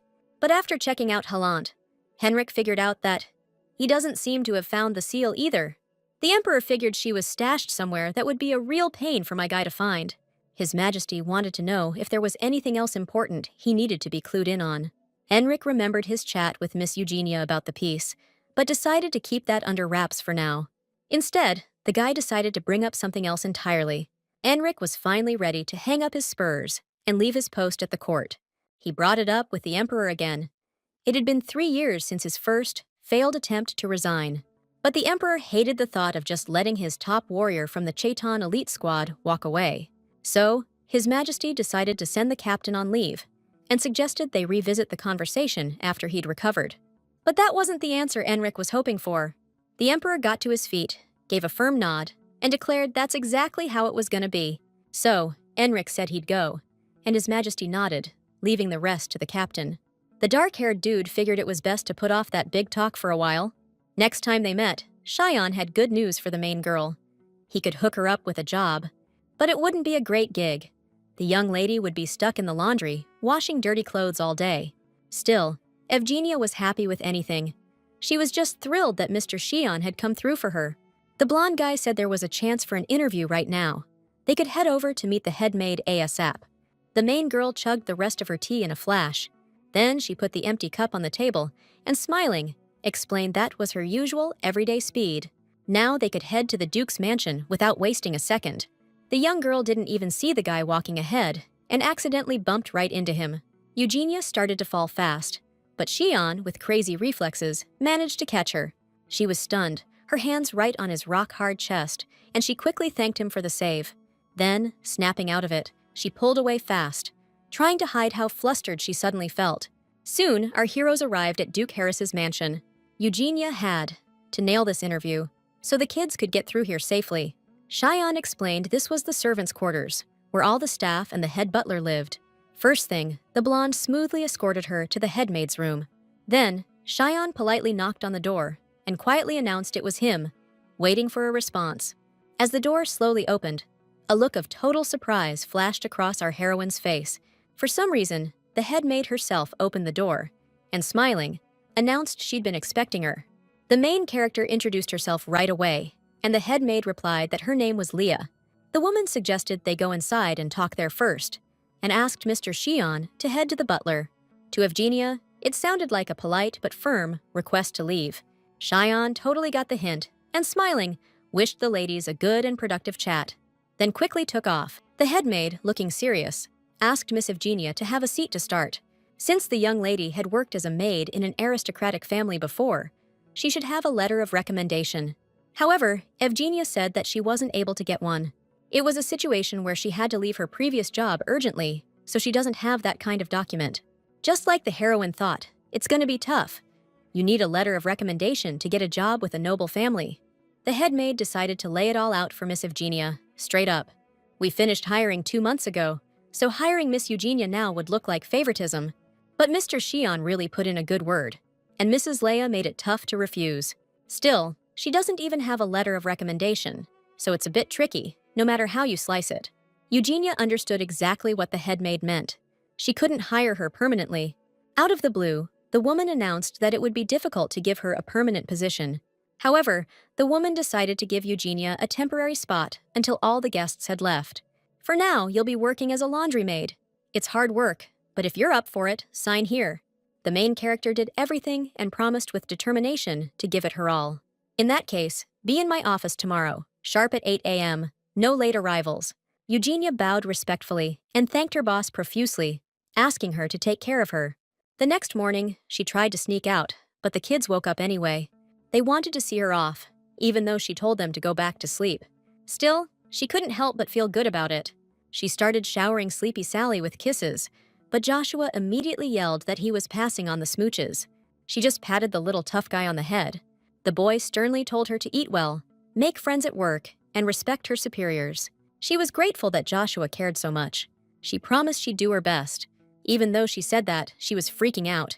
It was her first day, she couldn't mess this up. She prayed for the courage to get through it. The head maid clapped her hands and told everyone to listen up. She introduced Miss Eugenia, saying she'd be working with them from today on. The main character smiled and promised to do her best, but she got a frosty reception. Eugenia thought they could at least acknowledge her. With the introductions over, the head maid told everyone to get back to work. The main character asked, looking lost, what she should do. A girl with red pigtails shoved a bucket of laundry at the blonde and told her to hang it anywhere there was space. Be careful though, don't damage anything. It's worth more than the laundry lady makes in a month. Eugenia reminded herself that she had to try hard for the kids. The maids started gossiping about how the master would be back soon, and they'd finally get to see his handsome face. No way the master's that hot, Evgenia thought to herself. But the main character doubted he could be hotter than Henrik. Evgenia decided to just drop it and get to work. Of course, the main character didn't expect the vibe to be this messed up. The maids definitely think she got bumped up to this job through questionable means, but Evgenia kinda saw it coming. The main character threw open the door and happily shouted to the kids that she was back. Just like she figured, the Duke's grub is seriously top tier. Evgenia handed Joshua the bag with the stuff to make a welcome gift, and then suggested they give cooking it a shot. Now that they've added the ingredients, Evgenia style, gotta stir it up to get it all mixed in. Once the soft hand cream was ready, she poured it into a wooden box. Let's see if they stay cold to her after they use this, Evgenia said with a crazy grin. Sally wondered why her little sister suddenly started laughing. The next day, the main character cheerfully greeted everyone. She immediately started handing out the stuff, asking everyone to take it and put it on their hands. Evgenia handed a bottle to the maid with the red braids, saying they could just pretend they were tricked. But the girl replied, annoyed, that she didn't need it, but she put the stuff on anyway. Suddenly, she felt her hands become miraculously moisturized. The maids immediately started asking where Evgenia bought it, and the main character proudly replied that she made it herself. This skill was simple, so the blonde didn't mind bringing more. The maids instantly warmed up and started telling the main character their names, which Evgenia was super happy about. Her charm was just irresistible. Several days passed at Duke Juratius's mansion. The main character was hanging up laundry, enjoying the fresh air. Just then, Mr. Cheyenne showed up out of nowhere and asked if she had a minute. The main character smiled and told him he didn't have to come around so often. A maid with red pigtails ran up and told Cheyenne they were taking good care of Evgenia, and the blonde thanked Jenny. She was surprised he knew her name, and Sheen said it was only natural since she was Miss Evgenia's friend. Jenny was thrilled, and the blonde remembered he forgot to give her something. He held out a small pouch to the main character and asked her to eat it with the others.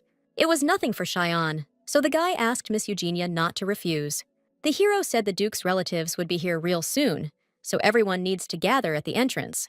As soon as Cheyenne left, Jenny, with a sly grin, asked Eugenia what was going on between them.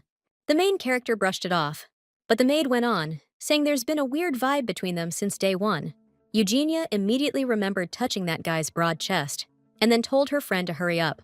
There's no time to think about Master Cheyenne now. She needs to meet with that high society lady ASAP. There was no reply to Eugenia's letter, and it was hard to get into the main building where the high society lady lives. The main character started to worry that she'd get the boot the second she showed up. Eugenia was taken aback when Jenny said the head butler was staring right at her, and for some reason, Master Shun was standing next to him, wearing a good-natured smile. Seeing Miss Eugenia look his way, the blonde gave her a playful wink. That move was enough to make our main girl blush instantly. Now Jenny was even more convinced there was something going on between Eugenia and this total hottie. Suddenly, the maid standing next to Eugenia noticed Amy seemed troubled and offered to get her some medicine. But the girl declined and told her not to worry, saying she felt fine. The main character recognized her. She was in charge of the noble lady's clothes and bedding. Amy asked, barely audible, what she should do. Eugenia decided to find out if the girl was having any problems, but the brunette asked suspiciously why she'd want to know. The main character explained that it looked pretty serious, so she figured she might be able to help. Amy hesitated, unsure if she should spill the beans. But then Evgenia said, if it wasn't that important, then no big deal. And that pushed Amy to say her parents decided to come. Turns out the maid messed up the dates and told her parents to come today instead of tomorrow, but she wasn't done with her work yet. The main character realized this was her chance and volunteered to cover for Amy so she could head home without worry. She explained that they gotta help each other out during tough times. Can't keep your precious parents waiting. Amy immediately started thanking Evgenia, promising to pay her back for sure. The main character awkwardly suggested they cut it short before the boss chewed them out, since the guests were already coming. Right then and there, a family of aristocrats walked through the front door. The butler bowed to the guest and announced that His Excellency was currently out of the capital, so he'd be arriving soon. The aristocrat said thoughtfully that he should focus on raising his heir, not living it up in the capital. The butler replied that the master was taking that into account, so the gentleman shouldn't worry about it. The guy waved his hand, smirking a little, and said he totally spaced on saying hello to the lady. Doesn't seem like the owner of this place is exactly buddy-buddy with his family. Mrs. Leia clapped her hands and announced that everyone else could get back to work. The main girl said goodbye to Amy, telling her she could leave all the work to her.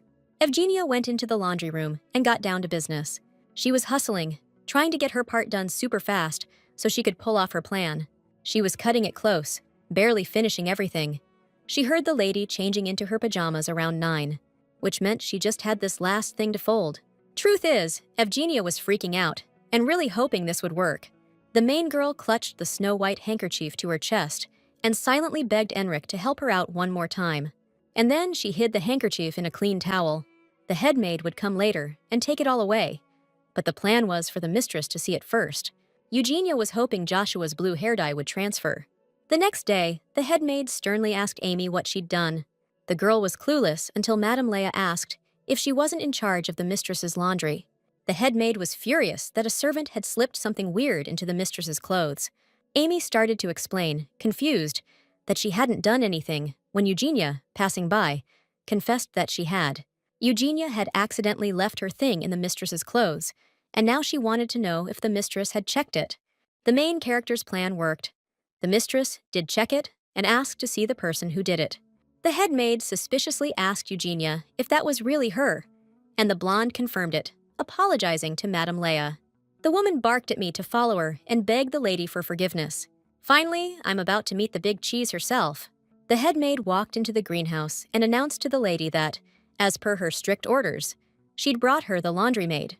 So, that's what the twins' great aunt looks like. The aristocrat gave me a real once-over. Then she dismissed the head maid, who said she was available any time if needed. I bowed and told her my name was Eugenia. The aristocrat took a sip of tea and said I'd pulled a pretty interesting stunt with her clothes. I admitted I needed to see her about something, and that's why I took such liberties. I begged her to hear me out, promising to take my punishment later. Eugenia's face lit up the second the madame gave the okay. This high society dame is Jacqueline Hannah Horatia, known in social circles as the picture of a perfect noble lady. On top of that, she's been head of the Horatia dukedom for ages. The main character couldn't believe she was standing before someone like this, and even though she was shaking, she had to do it. Taking a chance, Eugenia asked the lady if she'd seen what she sent her. Jacqueline Horatia had seen everything and explained that she used to have the exact same hair color a long time ago. She hadn't seen it in ages. Blue, it's the color of her parents' family. When the blood mixed, it started showing up as an atavism. Only Jacqueline and her sister had that color, so the aristocrat sternly demanded to know where the maid got those locks. The main character revealed that she used to work at the residence of the madame's late niece. A beat of silence hung in the air. Jacqueline Horatia froze the second the maid told her those hairs belonged to Madame Carrington's niece's kids. The woman gave the maid a skeptical look. Eugenia explained that she brought the madame's niece and nephew here. The young lord and lady are alive and well. The main character could vouch for it. A look of surprise flashed across Jacqueline Horatia's face. She couldn't believe what she was hearing. The main character quietly added that she brought the children from the Duchy of Hallant, begging the madam to meet them. Eugenia understood perfectly that, as an adult responsible for the family, Jacqueline had to prioritize her.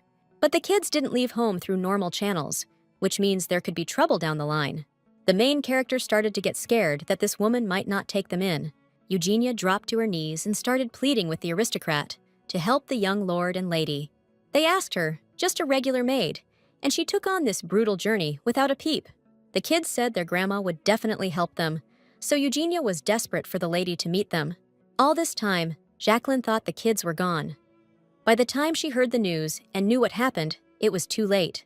That's why she agreed that she had to see them, at least once. The aristocrat told Eugenia to bring the kids here and finally stand up straight. But the lady added, if this all turns out to be a scam, she'd never forgive Eugenia. Since our girl planted the blue hair, Madame Jacqueline figured she was the one who sent those letters too. The aristocrat said she ignored the letter because she thought it was some kind of sick joke. If these kids are really alive, she shouldn't have blown it off. But no more delays. Madame Jacqueline told Eugenia to bring the kids here tomorrow, nice and quiet. The main character bowed and promised to get it done. With that, Madame Jacqueline told the girl she was free to go.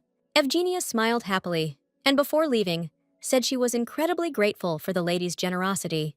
Late that night, the main character finally finished with the decorations. Actually, Eugenia was going to buy Joshua new clothes, like he asked, but she got so caught up, she totally forgot. Still, the girl was glad she at least got the decorations done and really hoped Joshua and Sally would like them. I've been waiting, the voice sounded again, but this time Eugenia wasn't scared, and quietly replied that she'd been waiting for this moment too. Then, the main character peeked into the room where the kids were already asleep. Eugenia felt a little sad that there weren't any photos in this world. She would have loved to photograph these little ones at least once. They're really splitting up now. The girl won't even get to see them sleeping anymore, which made Eugenia's heart heavy. Before heading out, she wished the kids sweet dreams. As soon as morning hit and everyone was up, the main character set breakfast on the table, noticing Selmy's cheerful mood. The girl told the kids she had something for them. Opening the little box, the kids excitedly started looking at the pendants the main character had prepared just for them. Eugenia suggested buying some nice clothes that would go with the brooches. Joshua suspiciously asked what this was all about, to which the main character replied, didn't he want to go for a walk together?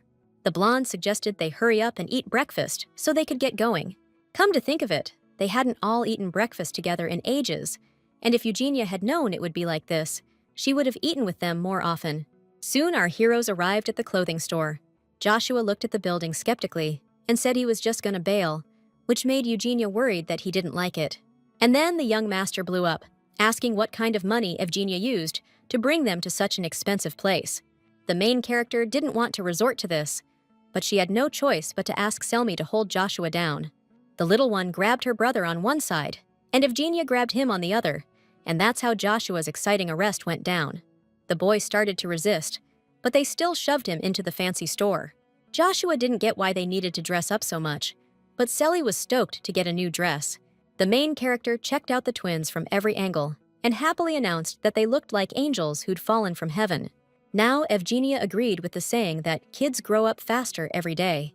Joshua walked up to the main character and insisted they leave while they still could, because it was way too expensive in there. But Evgenia refused, arguing that they needed to wear clothes that fit their status. The twins froze as soon as the girl revealed they were going to meet their great aunt, so they had to be dressed to impress. The kids were instantly stoked, and Eugenia added that the meetup was happening tonight. Out of the blue, she stood up and formally told the young master and young lady that they needed to be on their best behavior and say hello properly. Now, they're supposed to head to the Duchy of Horatia. Young Master Joshua and young Lady Selmia did a solid job keeping up with Eugenia, even with all her quirks. The next day, the main character took the Marquis of Keratin's kids to meet the madam. Joshua and Selmia, following protocol, greeted Jacqueline Horatia and said they were super happy to meet her. But this wasn't their first time meeting. Madam saw the twins right after they were born. From the blue hair and golden eyes, Jacqueline knew it was them for sure and immediately gave them a big hug. The kids started crying because their great-aunt said sadly that they looked so much like her goddaughter. Getting the grandkids settled at the table, Jacqueline announced that until her son gets back, the kids will be staying at the residence as her guests. Evgenia decided to stick around too, at least until this whole kid-moving thing gets sorted out. The kids might freak out about such a big life change, so she wants to help them adjust as quick as possible. That's why she asked the madam if she could keep working at the laundry.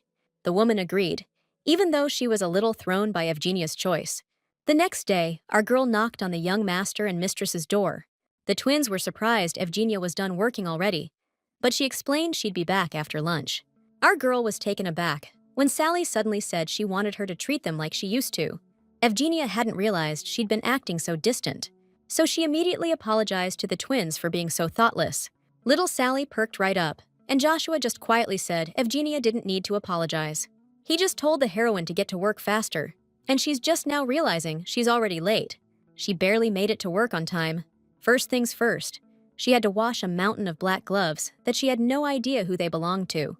Henrik immediately popped into her head, since he's always wearing them. Suddenly, a maid rushed in, saying the master's back, so everyone needs to gather. She was about to go with everyone, but then someone grabbed her arm. It was the Baron's kid, telling Evgenia to wash this tablecloth ASAP and keep it on the down low. All she could do was obey, even though she was dying to see what the Duke looked like.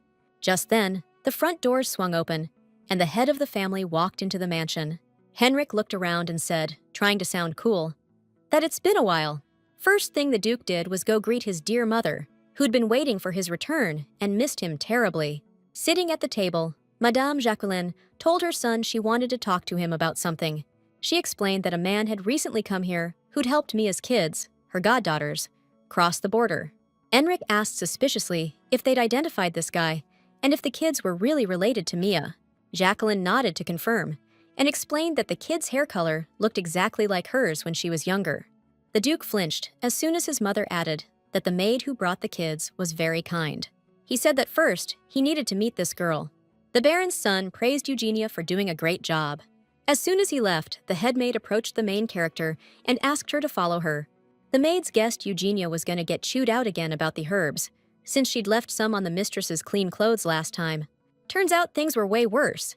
The big boss himself wanted a meet and greet with our girl. Eugenia was clueless. Was the head of the family really calling her out just because she didn't greet him with the other maids? Seeing the girl hesitate, the head maid told Eugenia to get a move on. Right at the door, she told the maid to head inside, and our main girl freaked out that she was going in alone. Once inside, Eugenia squeezed her eyes shut and immediately started apologizing to the master, saying this was their first time meeting. But the master replied that they'd already met and told Eugenia not to act like she wasn't expecting to see him there. But the main character really wasn't expecting to see Henrik there. She immediately started bowing and apologized to the master, saying she was really happy to meet him again. The characters sat at the table, and Enric explained to Eugenia that he called her in right after meeting with his mom because he found out she brought his nephews. The main character explained that she brought the twins with her because there was no one in the duchy who could take care of them. So, she's got a request for you, sir.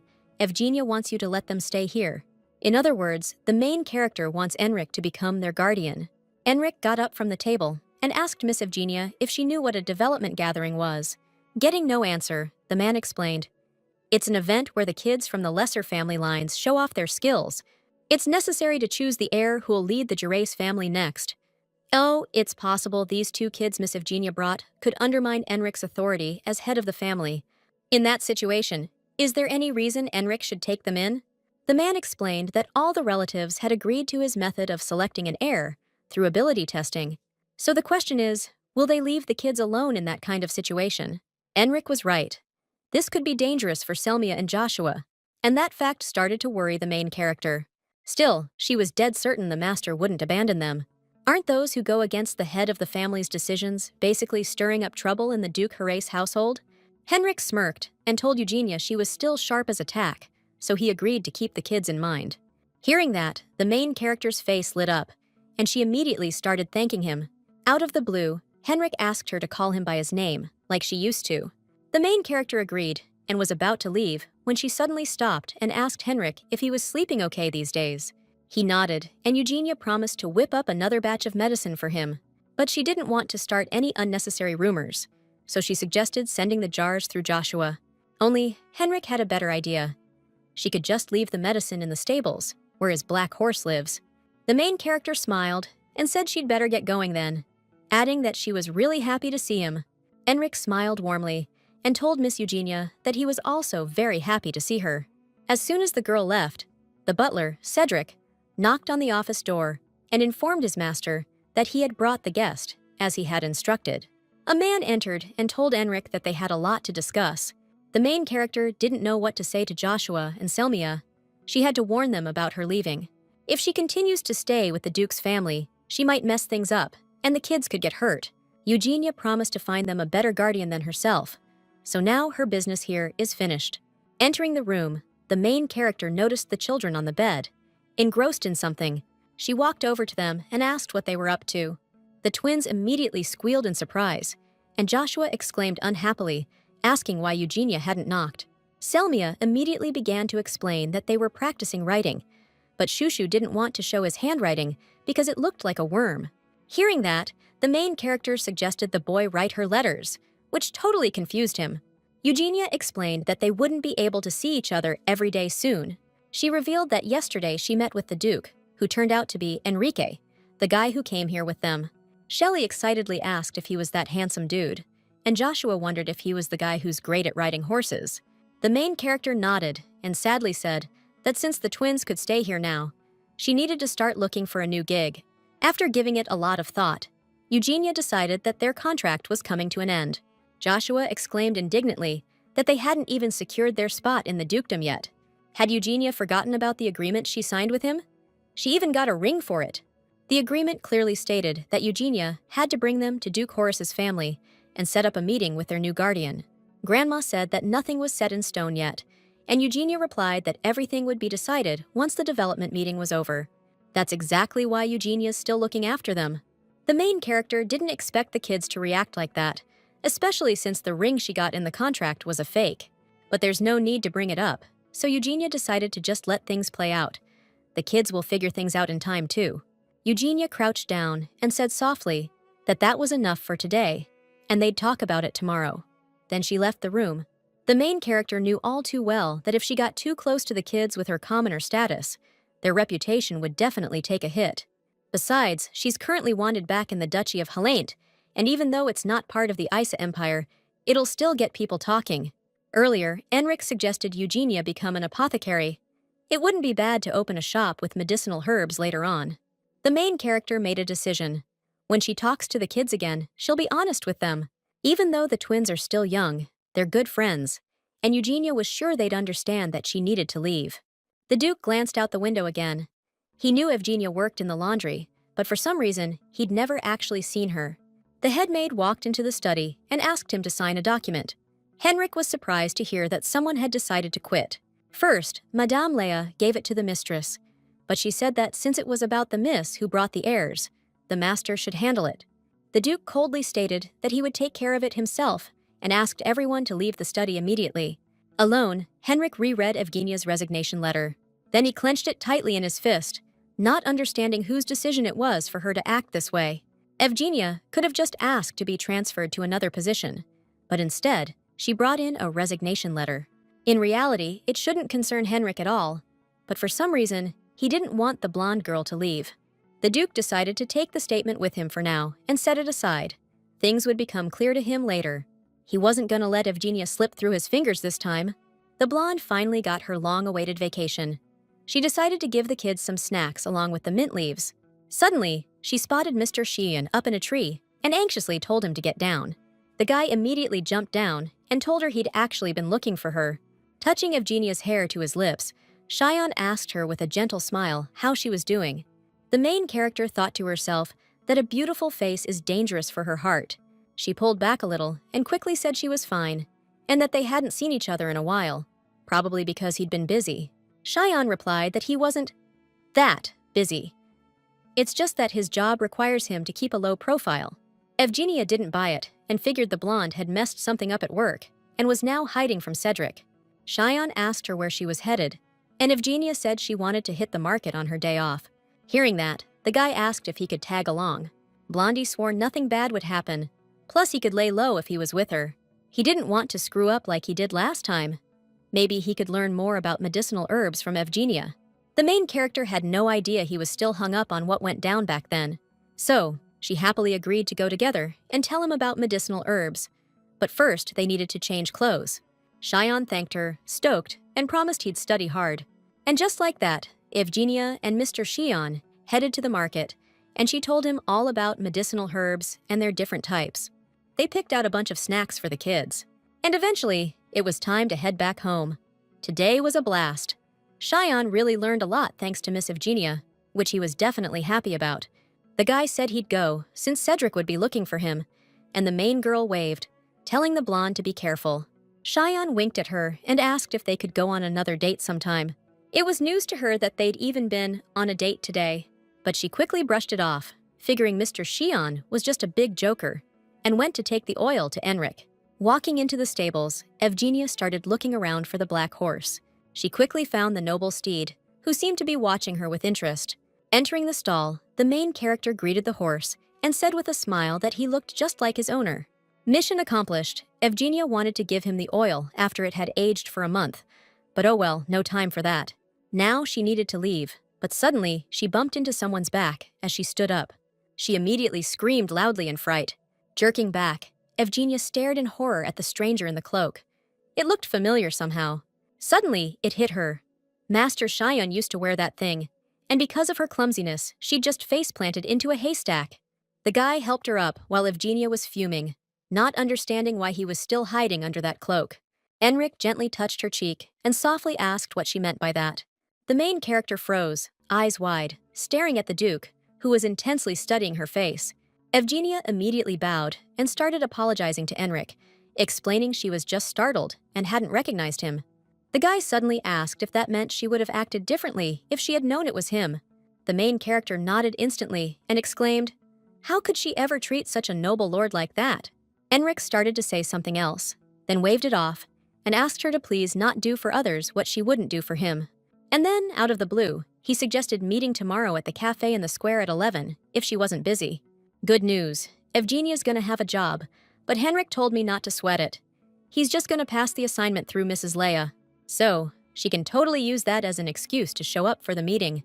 Since the dude was already there, she asked him to grab those bottles of healing oil she brought.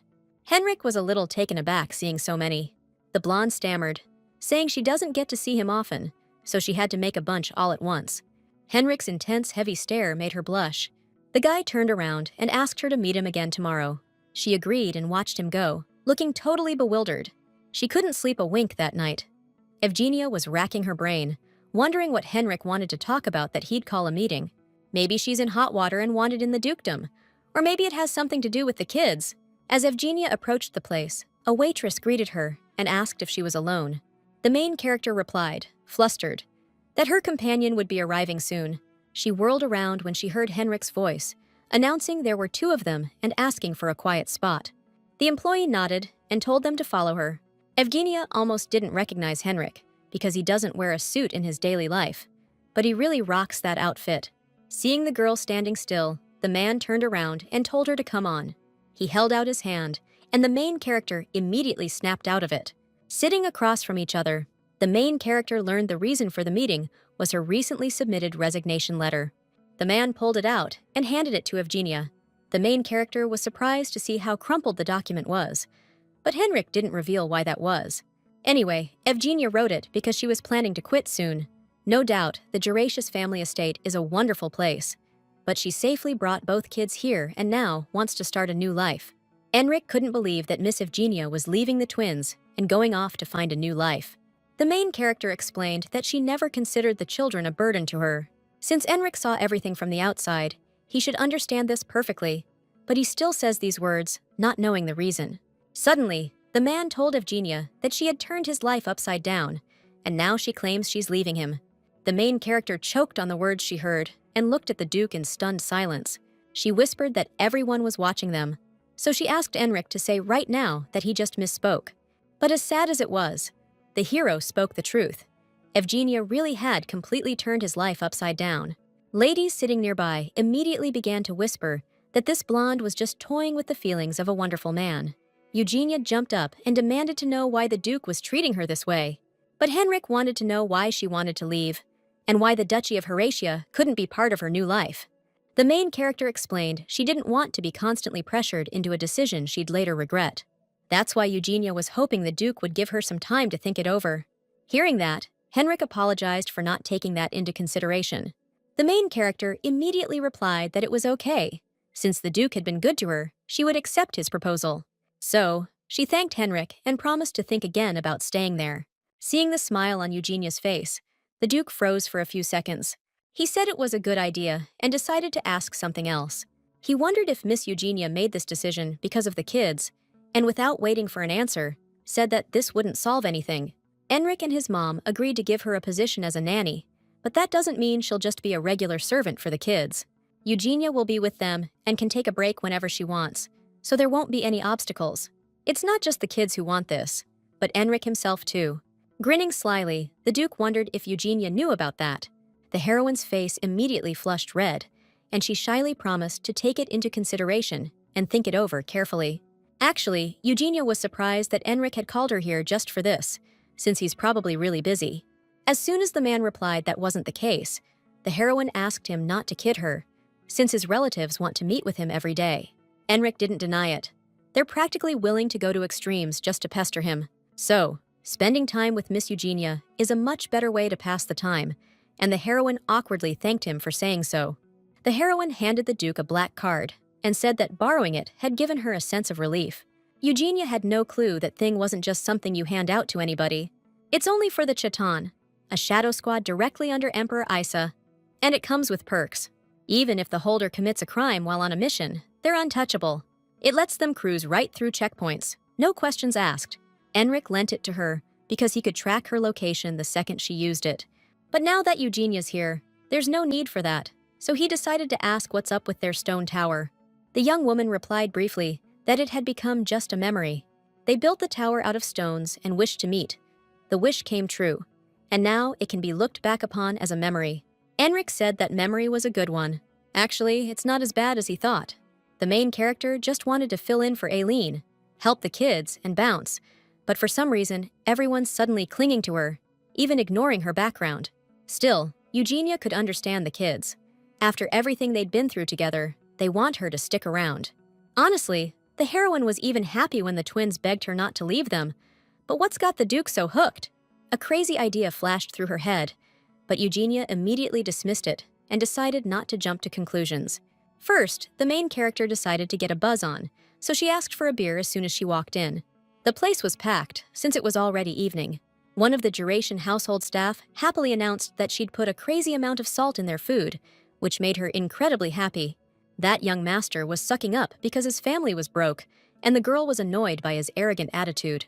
The main character sat down nearby, so she wouldn't miss anything. The maid was sure no one was paying attention to her, probably thinking she was just a kid. The girl was saying it was way more interesting than she thought it would be.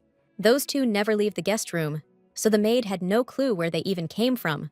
Hearing that, the main character slammed her beer mug on the table, scaring the crap out of the girls. And then she quietly said that she'd heard their whole conversation. Stepping closer to the maid, Eugenia coldly told her that she'd remember her face, and they'd definitely be seeing each other again. Then she bolted out of the place, totally ignoring the maid begging her to stop and explain. Hearing the knock, Joshua told whoever it was to come in. Seeing Eugenia at the door, the twins were surprised, but the main character just said she was curious to see how they were doing. She noticed the food on the kids' table, but the twins said they weren't hungry at all. Sally tried to say she didn't even want any meat today, but the kids' lies were totally obvious to our girl. She suddenly rushed over to the table where the food was. Just as she was about to try the steak, Joshua yelled that she couldn't eat it, telling Eugenia to stop. She immediately made a face, not understanding how they could give this to kids. Now she understood why they weren't eating. She forced a smile and asked if this kind of thing happened often. The twins looked down, and Joshua awkwardly said, "Yeah, of course," adding that the food must have been prepared wrong today. Eugenia was shocked by the kids' reaction because she realized things weren't right at all. While everyone was asleep, she would go into the twins' room to make sure they were sleeping soundly. She never imagined that after the contract ended, she'd not only be saying hi to the kids, but also personally taking care of them. So the rumors are going around that the kids are attached to her, huh? Anxious that she might somehow hurt the twins, the main character figured the best thing to do was play it cool and keep her head down. Eugenia told the kids that if the food tasted weird, like the chef messed up, they should say something. She was heading to the kitchen right then, so she told the kids not to sweat it and just hang tight for a bit.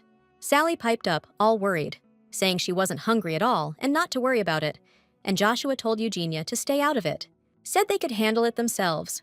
But Eugenia couldn't help but worry. "'Cause there's something important the twins don't know yet," the main character said, all excited. "That people gotta eat to live." The twins probably don't even realize how important food is for kids who are growing up. That's why they gotta eat a lot, 'cause that's the only way they're gonna grow up big and strong. So the kids don't need to sweat anything, just eat up so they grow big and strong. That's the main thing. It's best if they leave everything else to grown-up Eugenia, 'cause she's gonna help out any way she can. Joshua couldn't believe Eugenia was even asking that. I mean, she's the only one they trust. Snuggling up to her, the kids cried out that she was the only one who hadn't abandoned them, no matter how tough things got. The main character thanked them for their trust and promised to be back soon. Eugenia couldn't wrap her head around how people could be so heartless to her precious kids. But Eugenia needs to chill. Her hands are tied. She can't fix this on her own. If Eugenia reports this, there's gotta be a limit to what even a noble lady will put up with. Maybe all she can do is give a warning, since the development meeting is still going on, which means there's only one play here. Elvry peeked around the corner and suddenly spotted the main character. The hero immediately greeted the girl cheerfully, to which Eugenia replied that it had been a while, and she seemed to be right on time. The man asked, confused what she was talking about. A look of bewilderment flashed across Elvry's face as the miss explained what had just happened. He immediately asked Eugenia to wait a moment while he went to the office. At that very moment, a meeting was taking place inside.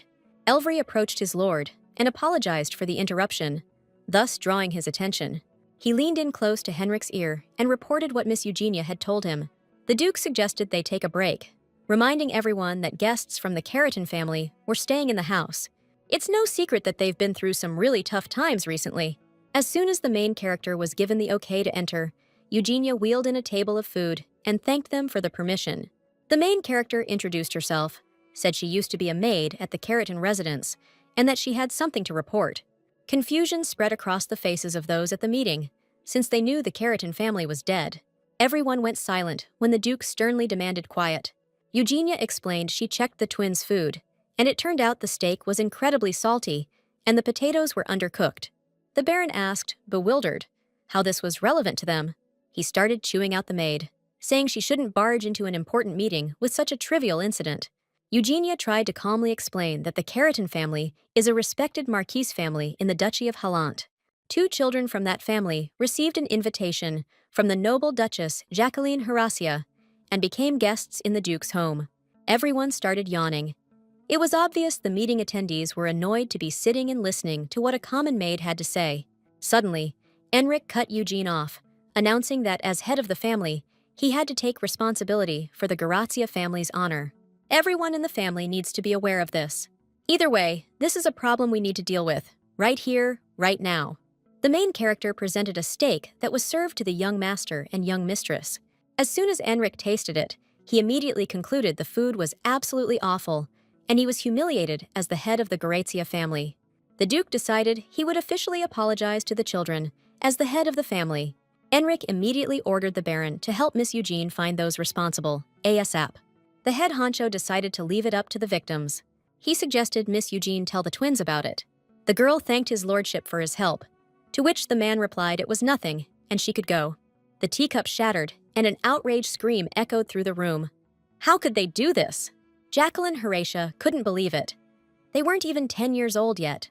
The woman swore to the maid that no matter what, she wouldn't let this slide and would make sure the guilty parties paid.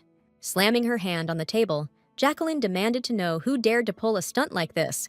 Madame made it clear that she would find everyone even remotely involved in this mess. The main character quickly scanned the maids and immediately spotted the culprit. Since Eugenia knew who was responsible, Jacqueline ordered her to follow the family head's instructions and find those accountable for what happened. The maid tensed up as the blonde approached her. Cold sweat broke out on her face as Eugenia calmly said, "Well, well, look who it is again." The main character asked the maid to state her name and position. In a trembling voice, the maid replied that her name was Anne, and she was responsible for delivering food from the main building and preparing the guest rooms. But where's the proof she did it? All she did was deliver the food to the young master and mistress's chambers, like always. In that case, Eugenia could order punishment for all the staff who witnessed it, the ones in charge of the guest bedrooms.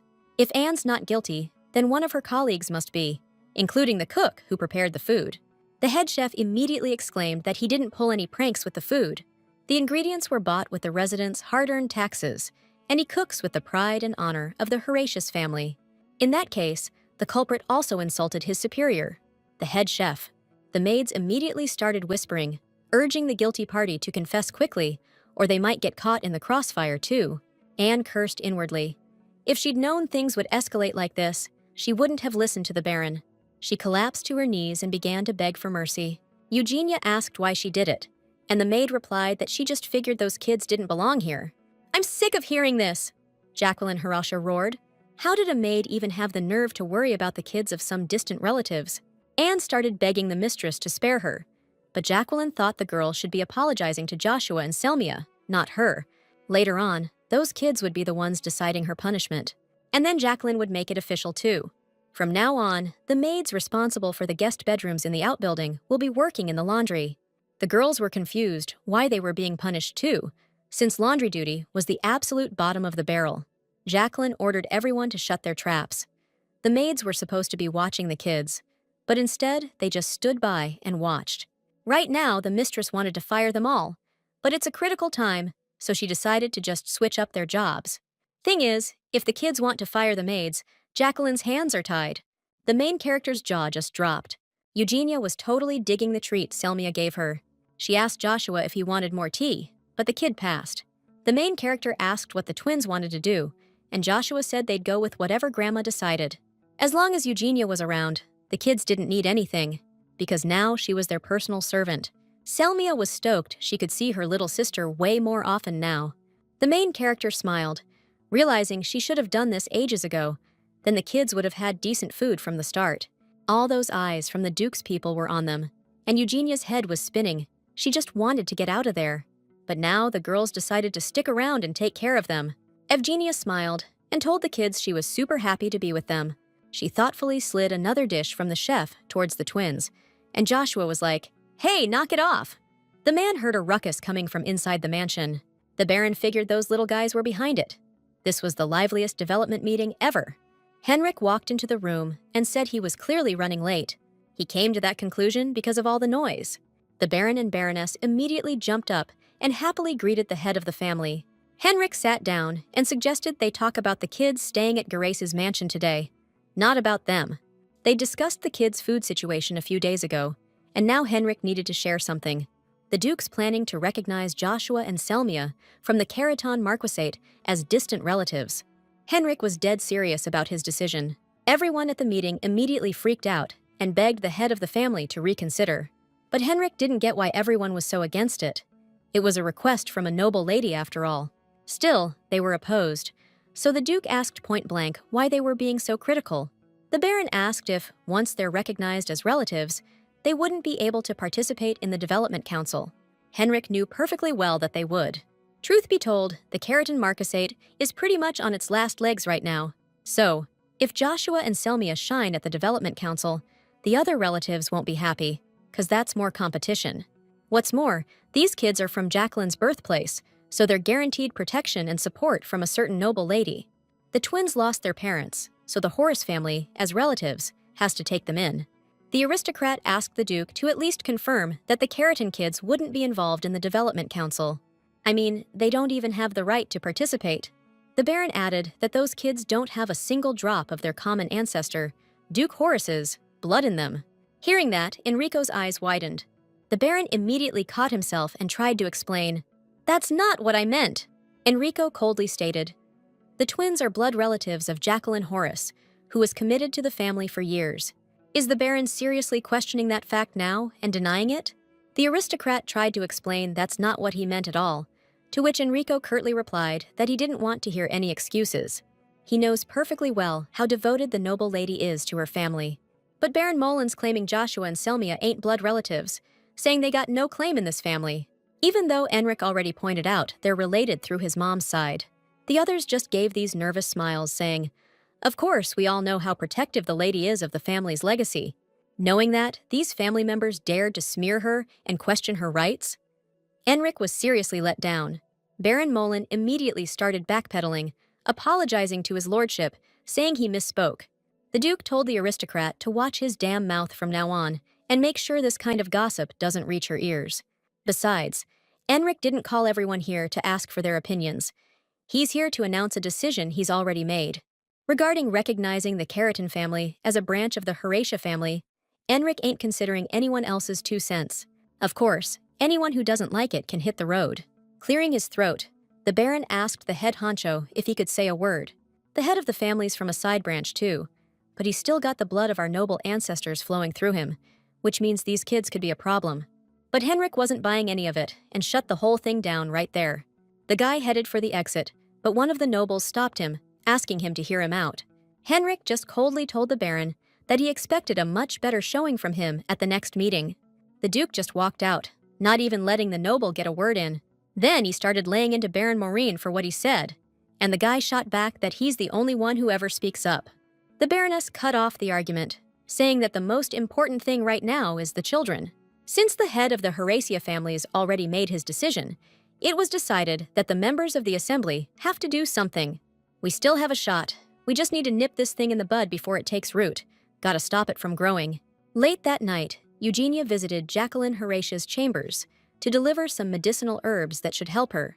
The main character told the noble lady that she'd been trained by a healer when she used to visit the village pharmacy. Truth is, Evgenia had no clue that mugwort existed in this world, or that it was called Vimud. Jacqueline was so grateful to the maid. She'd been dealing with unbearable pain, but now felt a whole lot better. But the main character replied that the noble lady was giving her too much credit. She couldn't hold a candle to the doctor. Turns out, even the talented family physician of the Horatia couldn't help, but Evgenia managed to ease the pain. The main character thanked her, a little flustered, for the kind words. After apologizing for her rudeness, the head maid entered the room and announced that an urgent letter had arrived for the lady. Jacqueline Horatia immediately scanned the contents with a worried look. "First, we must send our condolences," the noble lady murmured quietly. The main character noticed that the lady was getting anxious and ventured to ask if something had happened. Turns out the governess who helped out at last year's development meeting and was going to help this year just bailed because her husband passed away. Come to think of it, Evgenia heard Joshua and Selmy were recognized as distant relatives, so they'll probably be there too.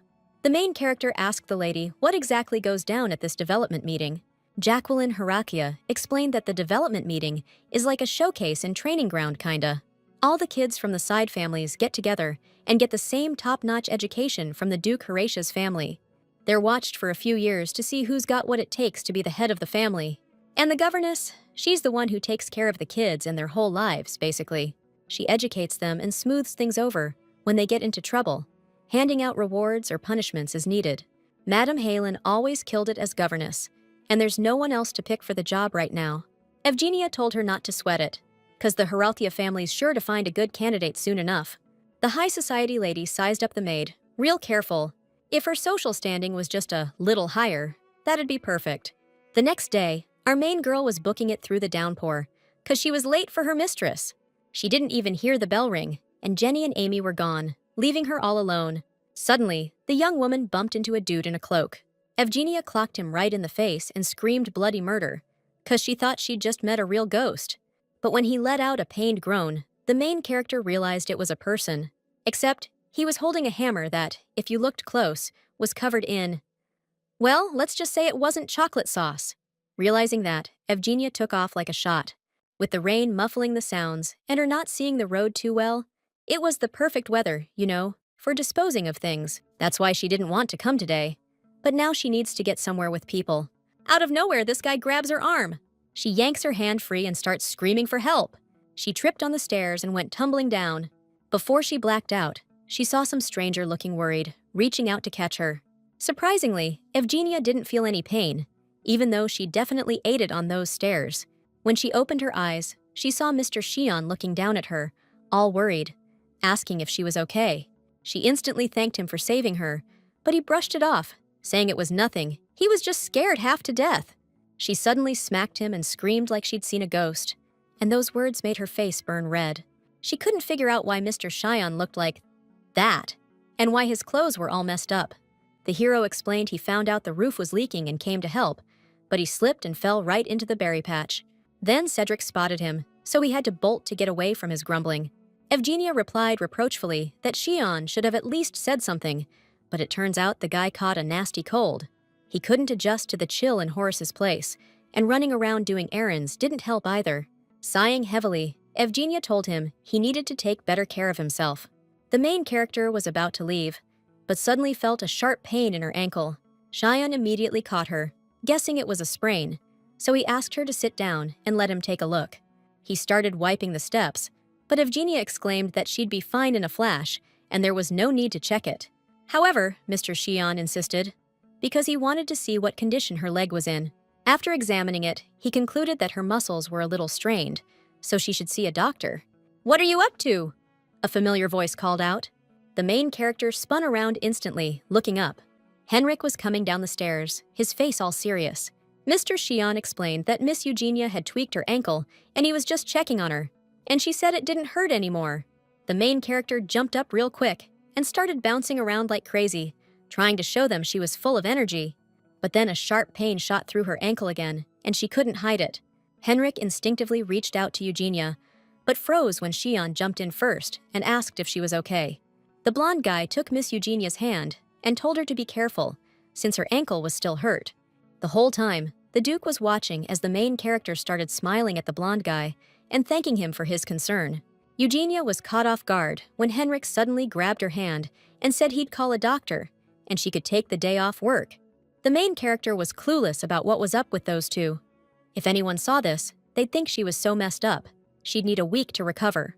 The girl threw her hands up and yelled, "I'm done here! I can walk myself, no problem." Suddenly, Evgenia got curious. What business did the Duke have here anyway?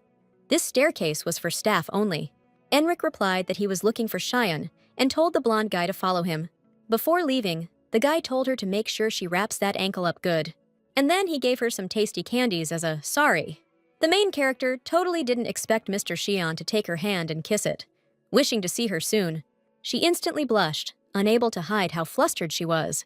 Suddenly, Enric's icy voice cut through the air, telling Shion to follow him immediately. The blonde headed after the Duke, giving Evgenia one last wave.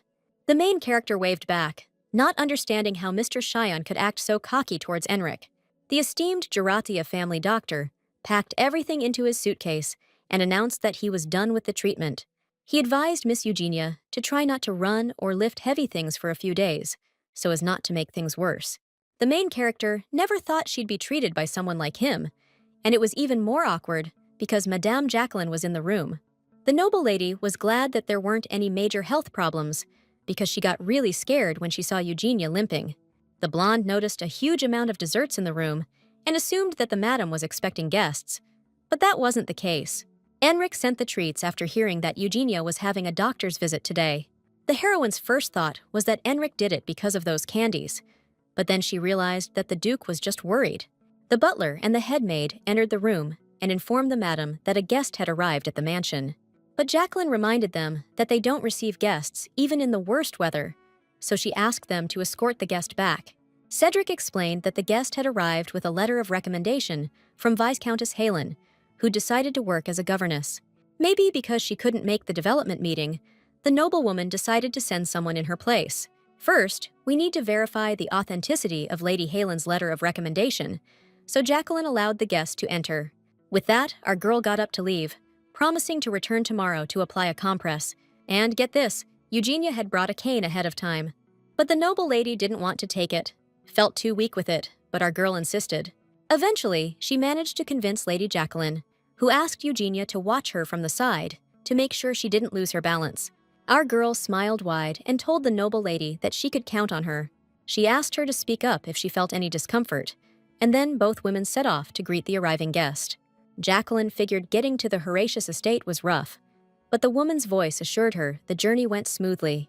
The visitor asked the noble lady to take the letter, saying it was a little damp, but still readable. Suddenly, our main character realized she recognized that voice from somewhere, but the hood made it impossible to see the person's face. As if reading her mind, the visitor immediately apologized to the noble lady, Jacqueline Horatia, for not removing her hood. The main character's eyes flew wide open in shock.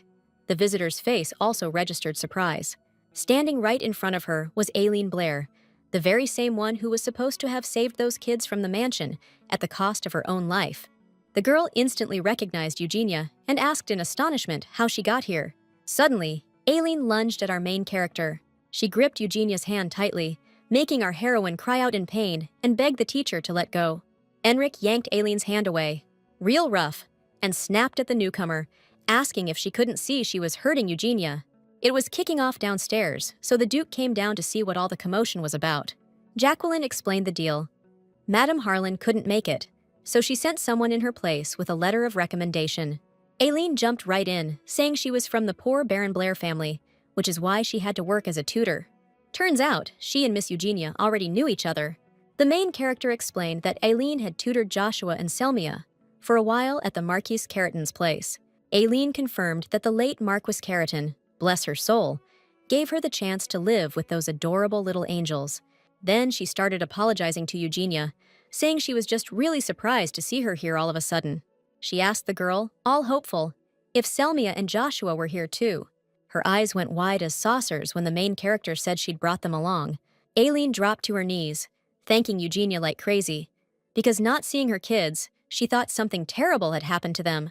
Being out of town and hearing about the Carrington situation, her heart almost stopped when she couldn't find the twins. It was unbelievable they'd made it here safe and sound. To which Enric replied it wasn't divine intervention, it was Miss Eugenia's doing.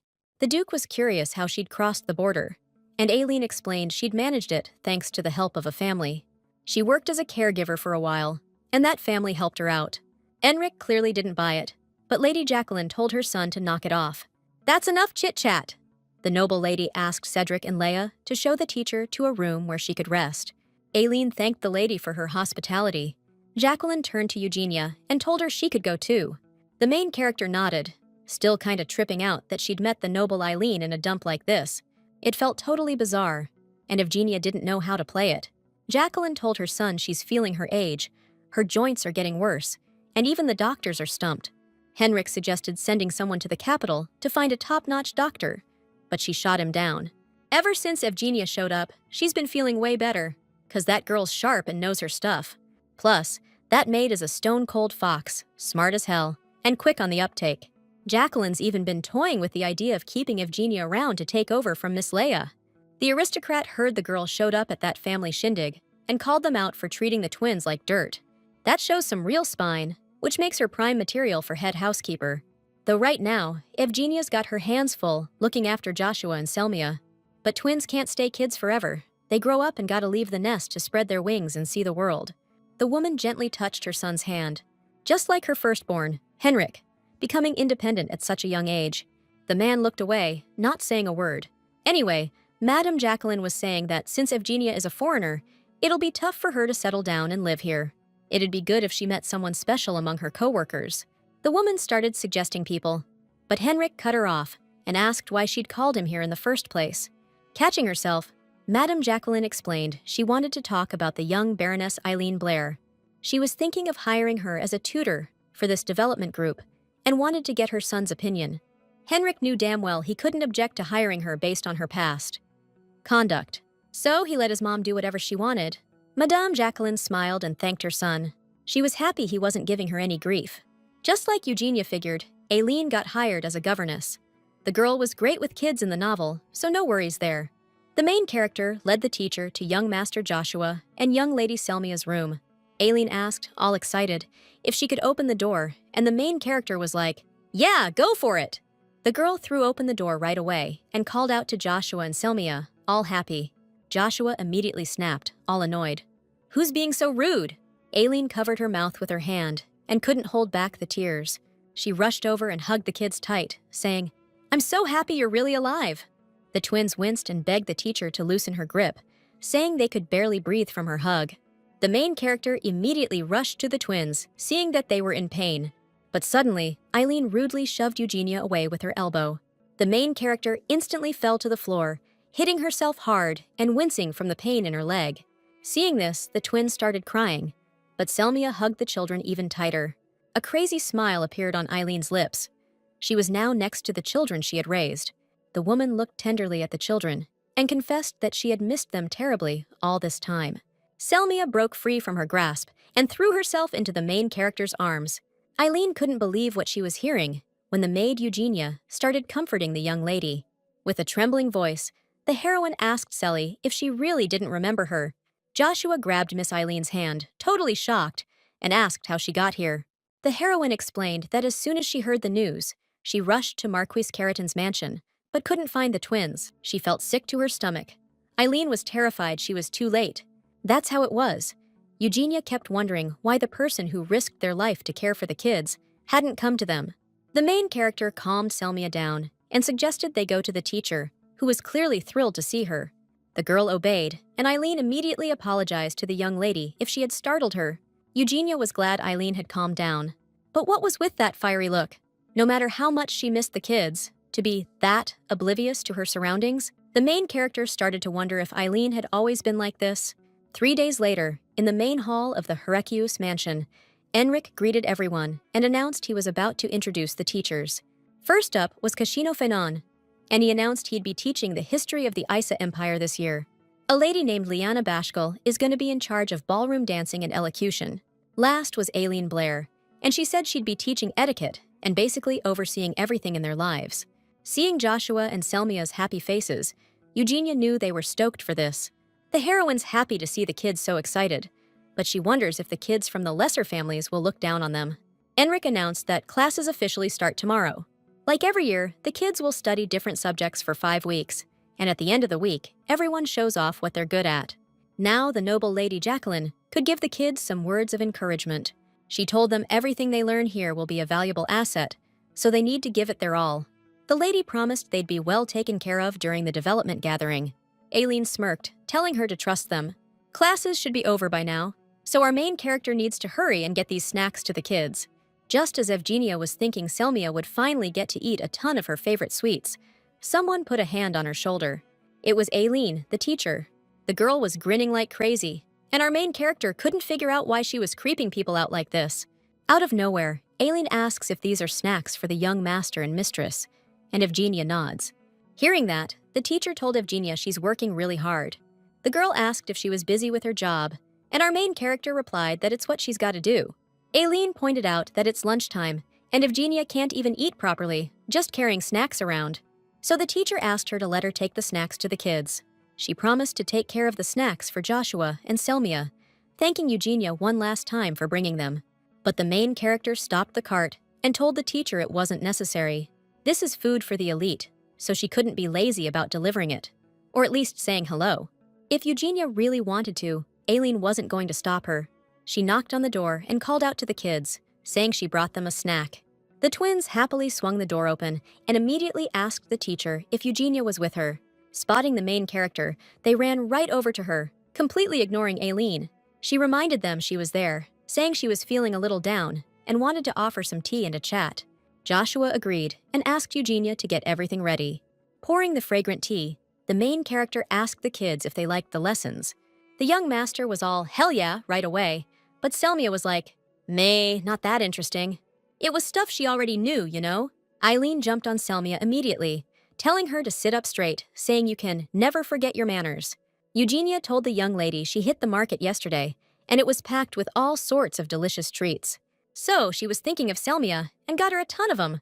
The little one reached for the sweets, ready to dig in. But Eileen, the teacher, snatched her hand away, quick. She explained to the young lady that she couldn't have any of that stuff. Selmia tried to talk her into it, but Eileen told her to just listen. And then she gave Miss Eugenia a stern talking to, telling her to lay off that kind of stuff in the future, 'cause it's bad for Selmia's health. Eileen knew Eugenia was the kid's personal maid, but she didn't realize she was so lacking in foresight. "I understand your concerns," the main character said calmly. She worries about the young lady and young master just as much as teacher Aileen does, because she's been looking after them for so long. Aileen chuckled and asked her to leave those worries to her from now on. The twins were getting a weird vibe from the teacher's behavior. Aileen immediately smiled and told the kids not to worry about what Eugenia said, since she'd been looking after them for a long time too. So now the twins could trust only her. Suddenly, it hit the main character. Did Aileen see her as a rival? Unexpectedly, the girl walked up to her, put her hands on both her shoulders, and asked if she'd finished all her work in the room. She advised Eugenia not to push herself too hard. "All right, the maid's done her job, she can scram." And then, Miss Eileen just straight up kicked the main character out. Elvery got back from the funeral pretty quick, and His Excellency told him to get back to his original assignment. The aide agreed, but then he got all confused and asked what Mr. Cheyenne was doing there. The blonde's lips curled into a smile, and he said he was just bored out of his skull, nothing else to do. Besides, the second he steps out, the Duke's on his tail looking for him. But Elvery pointed out that His Excellency hasn't even glanced out the north-facing window lately. He's been watching carefully the whole time, and the aide totally gets it, 'cause Mr. Shun's got a face that could launch 1,000 ships. Henrik told him to cut it out with that talk and asked about the results of the task he'd assigned the aide. Elvery said, on the way back, he checked out the dam, and the water's right at the top. Hearing this, Henrik ordered him to reinforce it ASAP. Cheyenne was clueless, wondering how it could rain with such clear skies, totally not getting that the weather up north is impossible to predict. Henrik knew damn well he needed to pay extra attention to that this year. The twins excitedly told their little sister that the sweets were super yummy, and Eugenia told them to take it easy and not wolf them down. With a huge smile, Selmia confessed she'd love it if the girl came to visit every single day. Joshua told his sister to keep her voice down, just in case, because teacher Eileen can't hear this. The main character told the kids to eat calmly, even though after that day, Eileen wouldn't even let her near the twins. Luckily, she's out of town today, and Eugenia barely managed to meet with the kids, but they can't keep seeing each other like this. Joshua decided to spill his worries about teacher Eileen, who's been acting really weird lately. I mean, she just up and left, and even though she asked how they'd been, she didn't really say much about herself. Eugenia listened carefully and told him to be careful. If something big went down, teacher Aileen might just be trying to block it out. Plus, if she finds out they're sneaking around, Eugenia might never see the twins again. They could even throw her in the slammer for disobeying orders, probably. Eugenia grabbed Joshua's leg and begged him never to forget her, and the kid was all, "What do you take me for?" A smile instantly bloomed on the main character's face. If even the kids are picking up on it, there's definitely something up with Aileen. Eugenia decided to keep an eye on things until she figures out exactly what Aileen's up to. A little later, the main character felt totally thrown off when she heard the question about who she's seeing. She had absolutely no clue why Madame Jacqueline Garacia would ask something like that. The noblewoman exclaimed that there aren't many people in the empire that Eugenia knows, and she must be super lonely. The second Madame Jacqueline even suggested setting up Evgenia with someone. Henrik jumped up like he'd been shot. The room went dead silent, and both women just stared at him, totally surprised. The Duke mumbled an apology, saying he'd forgotten about something super urgent. The main character was thrown for a loop when Henrik asked her to come with him. Madame Jacqueline, totally bewildered, asked her son what he needed Evgenia for, and he just said he had a headache. The tea Evgenia had made earlier was actually pretty effective, so the Duke was planning on having some more in his study. Following behind him, the main character asked timidly if his head was hurting badly. The guy said it's been a little rough lately, and he was thinking of taking a short walk before heading back. The main character suggested going to the garden, since a light walk could help with insomnia, and then she could make more tea. Suddenly, the dude just stopped dead in his tracks. Then, he turned to Evgenia and asked if she wanted to take a walk with him. Seeing the young girl's confusion, the Duke offered her his hand and asked if she was sure she didn't want to. Evgenia immediately blushed at the unexpected offer, but she took his hand, and our heroes headed off into the garden. Enric asked if she was having any problems here, and Evgenia replied that everything was good in its own way. There's just one thing she'll have to get used to, but the main character was sure that she'd get used to it, and eventually she'd have a little more free time. Evgenia took a few steps forward and added that then she could look around the area, and then she'd realize that she was ultimately all alone. Truth be told, Evgenia already felt that way. Joshua and Selmia had gotten busy, and now it was hard for her to see them. Suddenly, the girl realized she was running her mouth way too much. She instantly felt awkward and blurted out that she was just rambling nonsense to Mr. Enric. Stepping back, the main character explained that she usually never does that. Eugenia didn't see the step behind her, so she immediately started falling backwards, letting out a startled yelp. But Enric caught her right away, pulling her close. Their faces were super close at that moment. The man said, annoyed, that she really was a handful to deal with. The main character thanked the man, flustered, for catching her. Looking away, the young girl said that Enric was always helping her out. Eugenia looked back at the man, who was staring at her in surprise, unable to say a word. His hand slowly released her waist. The main character was taken aback when Enric started massaging his nose and immediately asked anxiously if he was okay. She had absolutely no idea what Enric was thinking about right now. He, on the other hand, looking at Eugenia's beautiful face, realized that from now on, things were going to be very difficult for him. The Baron Molin's son asked the other kids if those nobodies from the disgraced family didn't bother them. My dad's always on my case, asking why I can't stand out. The boy suggested teaching the twins a lesson, convinced that the others wanted it too. But the kids didn't think it was a good idea, since not long ago someone had messed with their food, and the Duke and Grandma had stood up for them. The Baron's son exclaimed, "Then what else are they supposed to do? Because he was sick to death of seeing them there." The girl froze, her hand still reaching for the handle, as the young master exclaimed that it was all because of that servant, Eugenia. If only she hadn't ratted to the Duke, things would be different, Eileen overheard. A plan instantly formed in the heroine's mind. If it worked, she could easily get rid of the dead weight. Meanwhile, Evgenia was on cloud 9 because last night was truly amazing. She couldn't believe she'd been in Enrico's arms, and he smelled so damn good too. Whatever the scent was, the main character couldn't just go looking for it out of the blue, even though she really wanted to.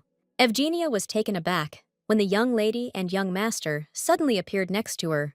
Joshua immediately asked, annoyed, what she was grinning about like that, and the heroine replied, nothing, really. Suddenly, Selmia excitedly announced that teacher Eileen would be having a picnic in class tomorrow, and the maids had to come along. The main character promised to prepare, and asked the twins if there was anything else important.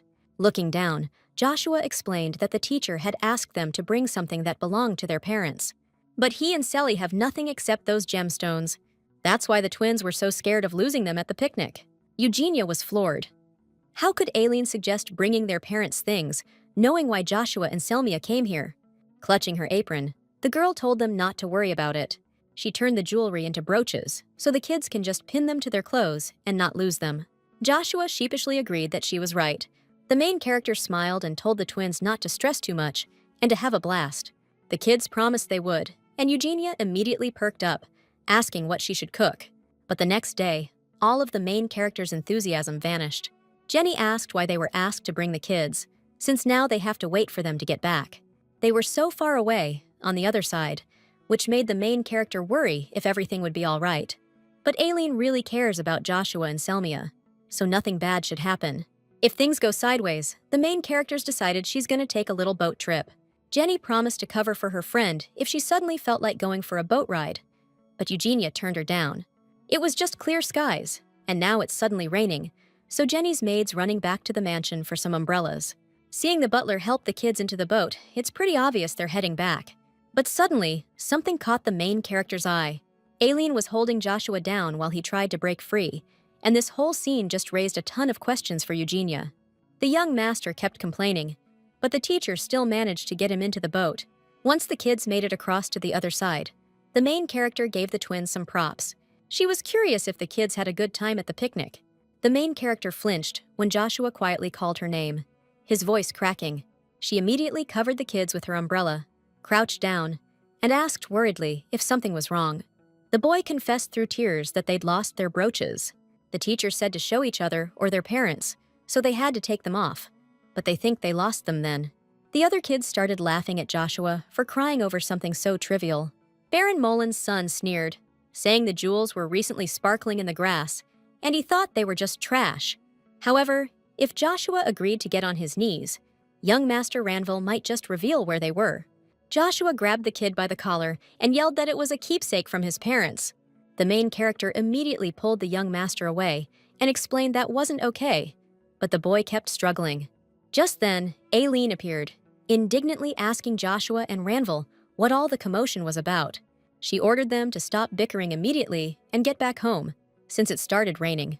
Joshua tried to explain that the brooches were on the other side of the river, but the teacher coldly told him to obey her. Suddenly, Eugenia stepped in front of the boy and asked the teacher that if she decided to give a lesson like this, shouldn't she be more careful? Aileen scoffed and wondered if the maid was really trying to interfere with her teaching methods. But the main character explained that the brooches Joshua and Selmia brought were the only things left of their deceased parents. Teacher Aileen knew that perfectly well, but the woman replied that she was simply fulfilling her duty as a teacher, so don't go saying her decision was wrong. So Eugenia should go get the things, since that's her job as a maid, but the main character was planning to do it anyway. Wiping away tears, Selmia said that the brooches were probably still at the picnic spot. The main character promised that she would definitely find the jewelry. She'll be quick and back in a flash. Meanwhile, in Duke Enrico's office, the guy agreed with his assistant's suggestion. Something like that couldn't happen again. Before things got even worse, we need to nip this in the bud. At that very moment, Enrico had no idea where his decision would lead. The main character was completely submerged, and she had no idea what to do since she couldn't swim at all. Suddenly, Evgenia heard a voice telling her to just hang on a little longer. The glowing butterflies said they'd found someone to save her, so Evgenia just needed to hold out. With the last of her strength, the girl grabbed onto a piece of wreckage. Finally, she could breathe normally again. She was starting to think she was a goner for sure. Good thing the brooch is okay. It would have been a real problem if it got wet. Better pin it to my clothes.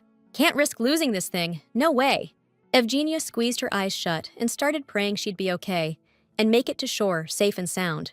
Right then, Henrik showed up, yelling Evgenia's name like crazy. His heart was pounding out of his chest. The main character was shocked to see the Duke. Henrik ordered them to get a rescue boat out there, stat. But Jenny said they were all gone. In that case, everyone needs to brace themselves. The guy immediately yelled at Evgenia to look out, because a huge wave was coming right at her. It crashed right over her, pulling her under and taking her breath away. Eugenia slowly opened her eyes the moment she felt a touch on her cheek. Enric jumped into the water right after her, and then his lips met hers, giving her that sweet, sweet air. Once they were both on the shore, she started coughing like crazy, trying to get all the water out of her lungs. Eugenia's eyes were starting to droop, but she knew she couldn't fall asleep, or Enric would freak out. The guy scooped her up in his arms and said they were heading to a shack nearby, since there was no way they could cross the river right now. Luckily, it's maintained every so often, so there's food and supplies there. No sweat until the weather clears up, but Eugenia still looks like she's in rough shape. Enric figured he needed to throw on some more logs. Suddenly, a glowing butterfly appeared right in front of his face. After taking a good, hard look, the aristocrat realized he'd seen that glow on the shore not too long ago. This ain't just a hallucination, that's for sure. It's not some firefly either, which is what you might think. So what the heck is it?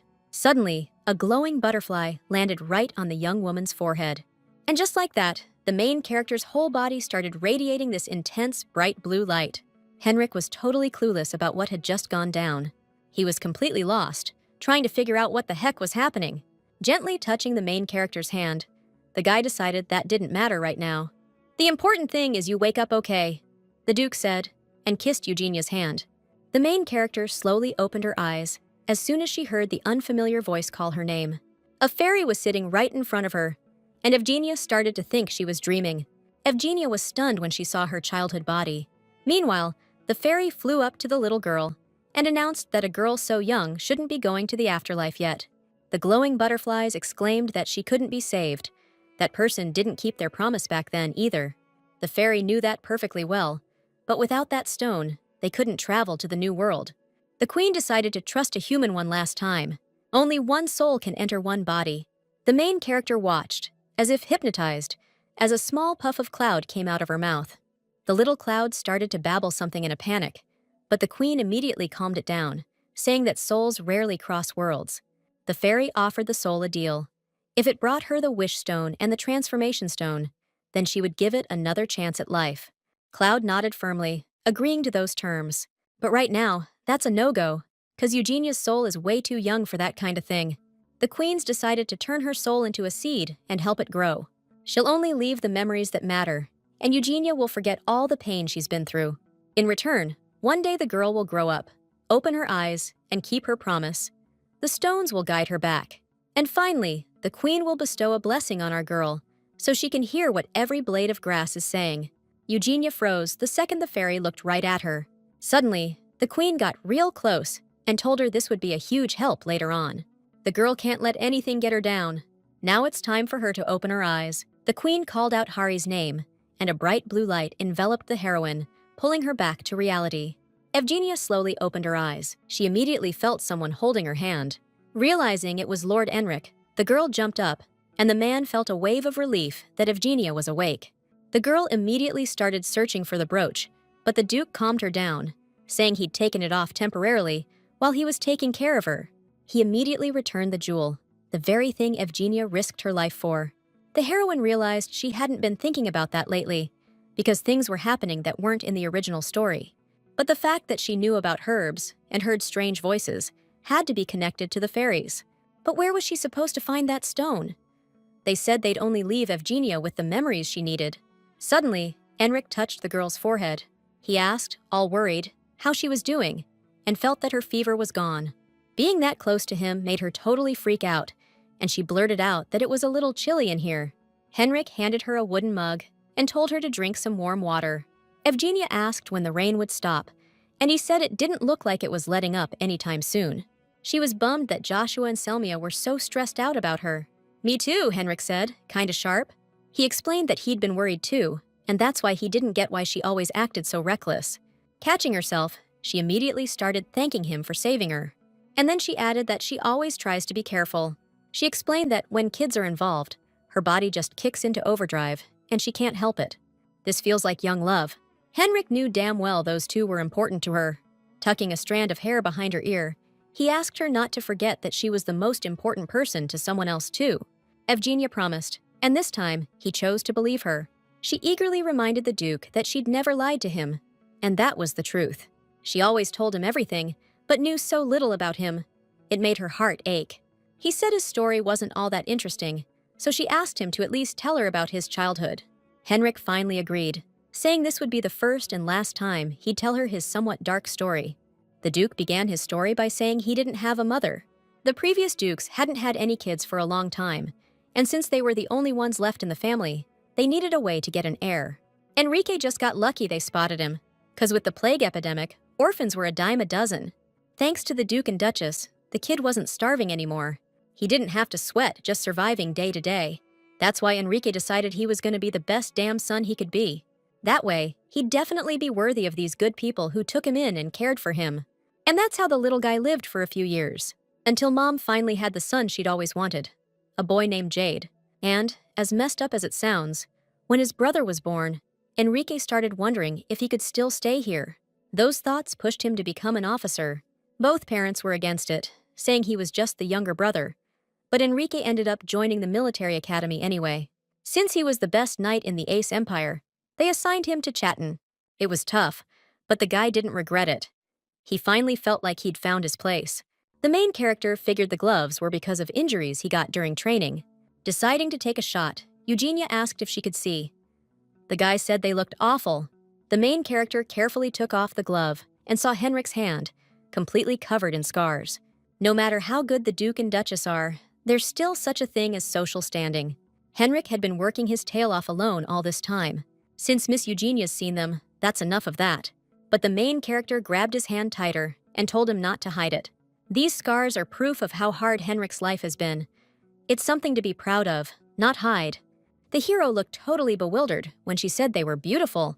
Yeah, Henrik said, intertwining his fingers with Eugenia's hand. Then he gently kissed her hand, never breaking eye contact with the main character, and added, "If you say so, then it must be true." Shock immediately flashed across Eugenia's face.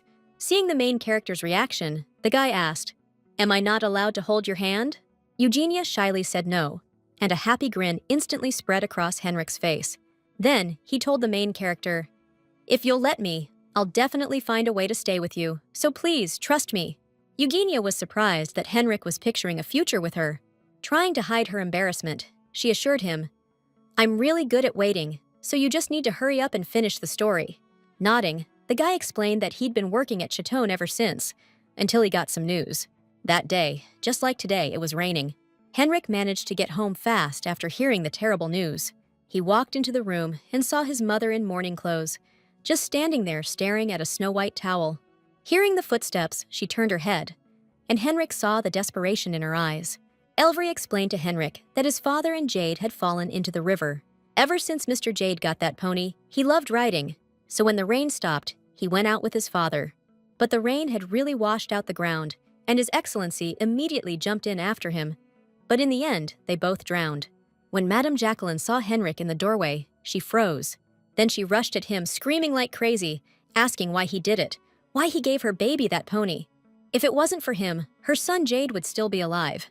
Henrik stopped mid-sentence, a voice in his head screaming it was all his fault Jade and the boss were dead.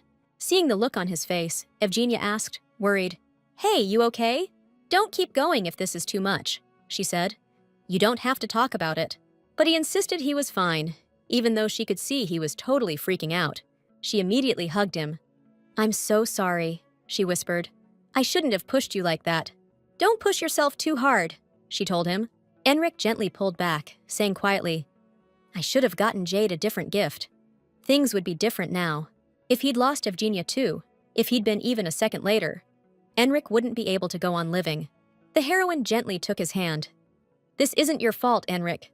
He got his little brother a pony, opened the floodgates. But you can't predict how life's gonna go down. It's always a wild card. Besides, the Duke did save her." The main character knelt right in front of him, insisting it was all him. So, to put Lord Henrik's mind at ease, the young woman promised to be extra careful from now on. Still, the Duke reminded Eugenia that she's always reckless. A faint smile touched Henrik's lips as the main character huffed, annoyed, that she was being serious right now. The two locked pinkies, and she promised. She meant it this time. Once they were all safely across the river, the Duke apologized for making everyone worry. He ordered Cedric to get this whole mess cleaned up and keep an eye on the river territory until further notice. Then, Henrik asked Eugenia to go back and rest, since she still wasn't feeling well, and she obeyed. Jenny immediately rushed over to the girl, asking how she was, and said that the young master and lady were at the mansion right now. Eugenia asked how they were doing, and the maid said they'd been crying so much they were completely exhausted. Enrique called out to Cedric and Elvry and asked them to take care of moving Eugenia to the main mansion. "A fever like that doesn't just go away, so we need to call the family doctor. And Elvry has something he needs to check out. Someone deliberately made a hole in the ferry Eugenia was on. When Enrique inspected it a few days ago, there was nothing like that. When the Duke jumped into the water, he managed to spot the hole in the bottom of the overturned boat. Elvry wasn't surprised at all. Even in such a critical moment, His Excellency hadn't forgotten about things like that. The Duke asked his assistant to find proof, no matter the cost. After a while, the main character started to seriously doubt she should be using such a luxurious room. She was told that Enrique had assigned these chambers to her, but for a regular maid, this was way too much. The family doc whipped up some medicine for Evgenia to bring down the fever, and since there weren't any other injuries, he was done. As soon as the guy left, the young woman realized she was dead tired. But first, gotta return the brooches, 'cause the twins were freaking out. Just then, she heard little footsteps coming towards the room. Joshua and Selmia burst in right away, all worried, asking Evgenia if she was okay and how she was feeling. The kids immediately rushed to hug her, and the main character, kinda flustered, assured them she was fine and they didn't need to worry. Joshua immediately started saying it was all his fault, that if it wasn't for that darn gemstone, none of this would have happened. Kneeling down, Evgenia started calming the kids, saying it wasn't Joshua's fault, so there was no need to cry. Evgenia held out the brooches, which she managed to deliver safe and sound. The twins froze as soon as they touched the main character's hand. Joshua just blew up, asking why Evangeline was acting so out of pocket. Did she forget her meds or something? They were both so worked up about the lead's decision that she figured she needed to change the subject, ASAP. Spotting a book by Selma's feet, Evangeline asked the twins if they wanted her to read to them. But the little one firmly said she brought the book so she could read to Evangeline tonight, since the girl always reads them bedtime stories. This time, Selma decided to do the reading, so Evangeline could get some rest. The little one patted the pillow next to her and eagerly told the girl to hurry up and lie down. The lead gave a big smile and thought to herself how adorable Selma was. Once everyone was settled, the young lady opened the book. Now she could start reading the story about fairies. Way back when, deep in the darkest woods, lived a fairy queen. She hung out with bears and bunnies, the grass and the butterflies. Then one day, a lost traveler stumbled in, begging her to grant his wish and help him find his way home. The guy missed his family so bad, he couldn't stop crying, but the queen couldn't leave the forest. So she decided to loan him some jewels. Wish to get out of the forest on one turquoise stone, and the other will become legs to help you escape from here. But you gotta bring him back later, no exceptions. The traveler was stoked and thanked the fairy queen right away. Thanks to the fairy queen's help, he got out of the woods and reunited with his family. Selmia closed the book, since the story was over. The main character asked, confused, if that was really it, because the story didn't say whether the traveler returned the jewels. Joshua was thinking, figuring the book had no other ending, but Selmia was sure the stones got returned. Eugenia totally got it. This was definitely the same story, the one the fairy queen told her back when she was out cold. Plus, the pattern on that turquoise stone gave her the feeling she'd seen it somewhere before. Joshua just shrugged, said it was a fairy tale, only good for kids. Eugenia smiled, told him he was still a kid himself, but he insisted he'd grown up a long time ago. Eugenia's eyes went to the brooch, while the young master offered Selmia a candy. Come to think of it, the brooch is turquoise too. Could the traveler from the fairy tale have been one of Marquis Keratin's ancestors? Besides, she only started hearing voices after she ran into those gemstones. Maybe the truth will come out if she touches him again. But then, out of nowhere, a guy walks in asking if Joshua and Selmia are around. Teacher Eileen beamed as soon as she spotted the twins she'd been looking for forever. I noticed Selmia clinging to me tighter the second the little one saw the teacher. I tensed up and asked Eileen what brought her here, and she, acting like she just noticed me, asked how I was doing. Eileen had heard the maid was back, but she was so frazzled she only just got here. I asked, totally deadpan and a little skeptical, if the teacher was actually worried about me. Eileen stepped closer, touched Selmia, and said with a smile that I'd done a really good job. I immediately told the twins I needed to chat with their teacher about something, so I asked them to give us a minute. I promised them everything was cool and it wouldn't take long. The twins hopped off the bed, and the teacher asked the sweet little darlings to wait for her a sec. But Joshua dodged Eileen's hand and told Sally to hurry up. As soon as the kids were out of the room, the teacher smiled and called them cuties. Now that Eugenia was alive and kicking, and the kids were safe, Eileen was about to leave too, but the blonde asked her to hold on. But the teacher clearly wasn't going to do that, so our main character had to grab her arm. She told Eileen they needed to have a chat. Shaking off our main character's hand, the teacher agreed there was definitely something to talk about. Then she pointed at Eugenia and said that girl was just jealous of how close she was to the kids. A simple maid might not get it, but Eileen insisted she lay off trying to get in good with her children. Since Eugenia was a maid, she should be like all the other servants, quiet as a mouse. The main character had enough and slapped Aileen across the face. The teacher stared at her, stunned, and asked in disbelief if a maid had just hit her. Eugenia didn't deny it. Convinced Aileen was pretending not to notice Ranville throwing away the brooches, the teacher immediately swung back, yelling, "What in the world are you talking about?" Catching her hand, the main character declared that Aileen was jealous of her connection with the twins, not the other way around. She deliberately took the kids with her and purposely didn't look for the brooch, so that when Eugenia went searching, she'd be swept away by the current. Since the maid was making such bold accusations, Aileen demanded some kind of proof. As soon as Eugenia said she had it, the teacher told her not to lie, claiming she'd covered her tracks. Realizing what she'd said, she immediately clapped a hand over her mouth. Getting closer, the main character asked Aileen if she knew what she'd seen on that ferry. The teacher took a step back and asked the girl, bewildered, what she was talking about. She subtly grabbed the vase, just as Eugenia revealed she'd seen a valuable item there, one the teacher had left behind. Aileen immediately swung and demanded the maid answer her right now, or else shut her mouth forever. The main character squeezed her eyes shut and started to shield herself with her hands. But the blow never came, because Henrik suddenly appeared, grabbed the teacher's arm, and harshly asked what she was doing. The woman yelled that she didn't start it. Evgenia hit her first, and she was just trying to give her the discipline she deserved. Henrik's jaw tightened as he demanded to know what right Aileen Blair had to punish anyone. The teacher froze, hearing the Duke's icy tone. If I were Henrik, I'd be more careful and wouldn't so carelessly reveal all the cards I'm holding. Aileen was clueless what the Duke was on about, but he snatched the vase from her and said she'd figure it out soon enough. The teacher froze solid the second Henrik said there was a hole in the ferry somehow, and that it was no accident. If they find out who did it, like Aileen said, the Duke's gotta make sure they pay the price. The vase slipped right out of Henrik's hands and shattered into a million pieces. The main character never would have guessed that Aiden would try to bean her with a vase. She got super lucky Henrik stopped the teacher, 'cause things could have gotten real ugly.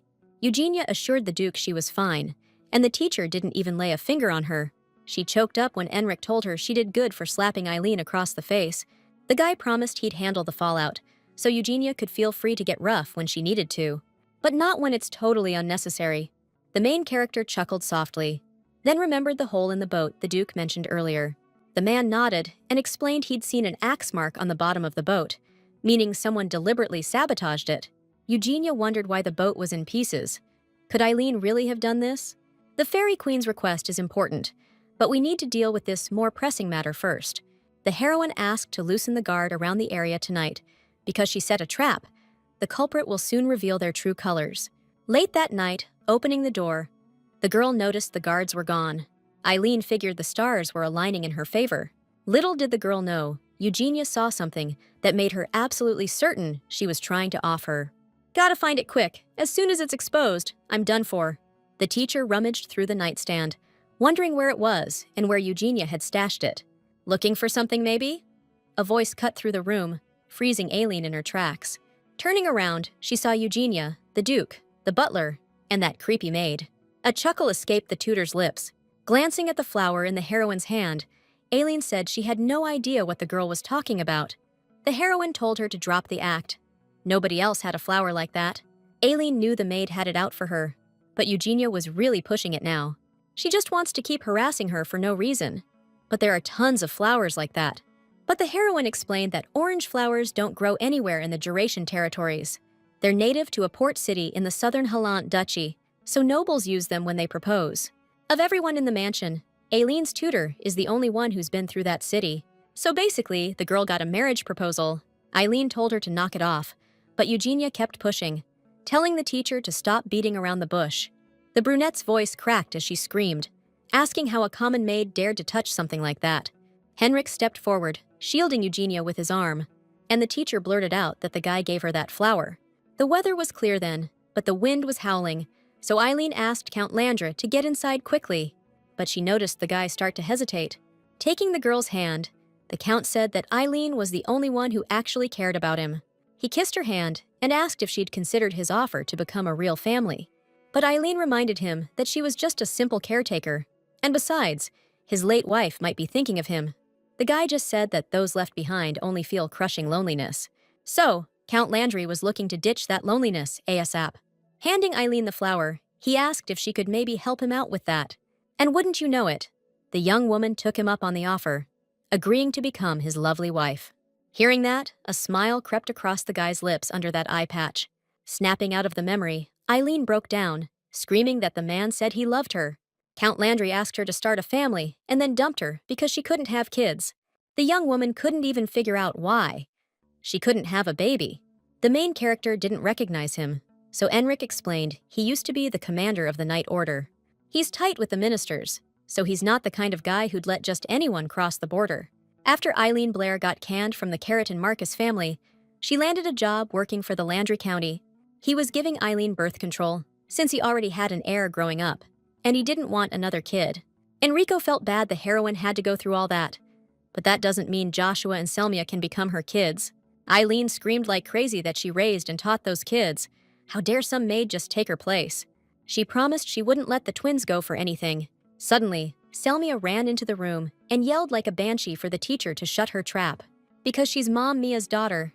Clutching the main heroine, the girl said through tears that her family is keratin. Joshua walked into the room and backed up Selmia's words. They trusted and followed the teacher, but they never thought of her as a replacement for Mom. Elvery apologized to the master and explained that the young master and young lady had insisted on coming themselves. Eileen couldn't believe what she was hearing. Snapping his fingers, Duke Enric informed Eileen Blair that he wouldn't listen to her excuses anymore. From this moment on, the teacher is banished. Eileen shouldn't even think about setting foot on Juraceous soil again. The teacher immediately demanded to be released and asked Joshua and Selmia to come to their mother. The main character hugged the twins and began to comfort them, promising that everything would be over soon. However, Eileen continued to resist, shouting that they couldn't treat her like this. But no one listened to her, so the door slammed shut, muffling the former teacher's screams. It was noisy in the mansion, so Eugenia was worried about the children. But they reminded her that she hadn't recovered yet herself. Joshua assured her that they were fine, so she didn't need to worry about them. So, the main character suggested cocoa and bedtime, but you're not supposed to drink that stuff at night, so it's their little secret. Selmia was stoked, because that meant her big sis was going to sleep with them tonight. They could do this thanks to their great aunt on their mom's side. The little one confessed that, all this time, Miss Eileen had been giving her the creeps. Just mentioning Eugenia's name, she'd instantly get this look on her face and try to keep them apart. Joshua kind of figured something was up, but he didn't realize Miss Eileen was so possessive, like they were her own kids or something. The main character promised the kids they had nothing to worry about anymore. She'd protect them from anything. That's why the twins can trust her. Joshua gave a subtle nod, and Selmia happily shouted that of course they trusted her. Hearing that, the main character suggested turning off the lights, and Selly immediately piped up that she was sleeping next to her big sis. Evgenia hugged the little ones, wished them good night, and promised tomorrow would be even more awesome. The next day at the meeting, Henrik coldly announced that he couldn't hide his disappointment. He set up this training so these kids could grow into exceptional people, even bringing in the Empire's top mentors. And they had the nerve to screw it all up, even knowing how valuable this opportunity was. The barons totally understood his lordship's anger, but they still asked him to calm down, saying it was just kids being kids. Henrik's tone got even colder as he informed them that someone almost got seriously hurt. Not only were they messing with their parents' stuff, but instead of correcting them, the fathers are covering up their actions. The Duke has made his decision. All training sessions are cancelled, and the plans to choose an heir from the side branch are completely scrapped. With that, the meeting was over, so Henrik headed for the exit, telling everyone to clear the room immediately. He wasn't about to entrust this family to those who didn't even deserve to be called human. Anyone who doesn't leave on time will be considered banished from the family. And with that, Henrik dismissed them. A little later, Elvery told his lordship that he'd really had it up to here dealing with those shameless people. Instead of answering, Henrik asked his assistant if he'd taken care of that matter. Elvery reported that Lady Eileen had been sent to a convent on the edge of the Empire, just like he ordered, and he'd be checking on her condition. The assistant thought to himself that Eugenia was either too kind or way too soft. The girl herself had asked Elvery days earlier to give that flower to the teacher so she could handle things herself. But Eugenia had insisted that Elvery not say a word to Lord Henrik. Elvery did as the girl asked and told his lordship that he would now return to his duties. Opening the door, the assistant noticed an unexpected guest. Without looking up, Henrik asked the child what brought him here. Joshua stood his ground and told his uncle he had something to say. The Duke asked what was on his mind, but the young master suddenly got all flustered. Guts gathering, the kid blurted out that he wanted to learn swordsmanship too. Henrik promised to find him a fencing instructor, saying if that's what he wanted, he'd pick one of the best knights in Jerez. But that wasn't good enough for Joshua, because he wanted his uncle to teach him. It wasn't a big deal, but the Duke didn't get why. and the kid immediately exclaimed he wanted to protect those he cared about. This time, he explained how helpless he felt, even though he was young. That's probably why people underestimate him. Eugenia was someone close to Joshua, but he couldn't protect her, no matter how much he wanted to. That's why he needed strength now, because he couldn't just keep being the one who needed saving. The Duke figured the young master was looking to get back at Baron Moline. Joshua declared he wouldn't be played for a fool anymore, so Enric decided to ask one last question. Why him? Crossing his arms, the kid casually replied it was obvious, since his uncle was the strongest dude around. Perfect, Enric said quietly, then announced he would be the one to train him. So, right now, Joshua needed to follow him. The boy's face lit up, and he immediately took off after his uncle. First thing, they headed to the armory, where Enric told the young master to pick out whatever weapon he liked. Joshua made his choice quick. He wanted to learn with twin blades. Those were Jerez family heirlooms, and the kid's choice made the Duke think Joshua had good taste. The boy was stunned when his uncle handed him a wooden sword and suggested he start with that. Henrik explained that the real blade was way too dangerous to start with, but Joshua was ready to get his hands dirty for Evgenia. With that kind of attitude, the kid's definitely going to be a great swordsman someday. But rushing things won't make him stronger. Until the day he's worthy to wield those blades, Henrik's going to hold on to him. And until then, the Duke was ready to protect Joshua's loved ones. Clutching the wooden swords, the kid promised his uncle he'd do everything he said. Henrik gave a slight smile and suggested they start with the first lesson. Joshua was taken aback when the man suddenly told him to address him properly, because he wasn't going to keep calling him uncle. The young master immediately bowed to his teacher and politely asked him to continue guiding him. Henrik shook the kid's hand and said he was counting on him too. Joshua was floored when the Duke, just out of the blue, told him to run 50 laps around the training field. So, Enric asked if his student couldn't handle it, but Joshua wasn't about to back down. After a while, the guy knocked on the door and announced to his dear mother that it was him. Hearing her son's voice, Lady Nellie looked up from her book and immediately told Enric to come in, all happy. The Duke instantly apologized for interrupting her reading, but she was quick to reassure him, saying she was just getting bored anyway. They decided to have some tea, and that's when Enric explained he'd come with one goal, to talk to his mom. The thing is, he needs her help and support. Lady Nellie was taken aback by Enric's words, and he added that this was super important, which is why he was asking for her help. The guy was dead serious, even ready to beg.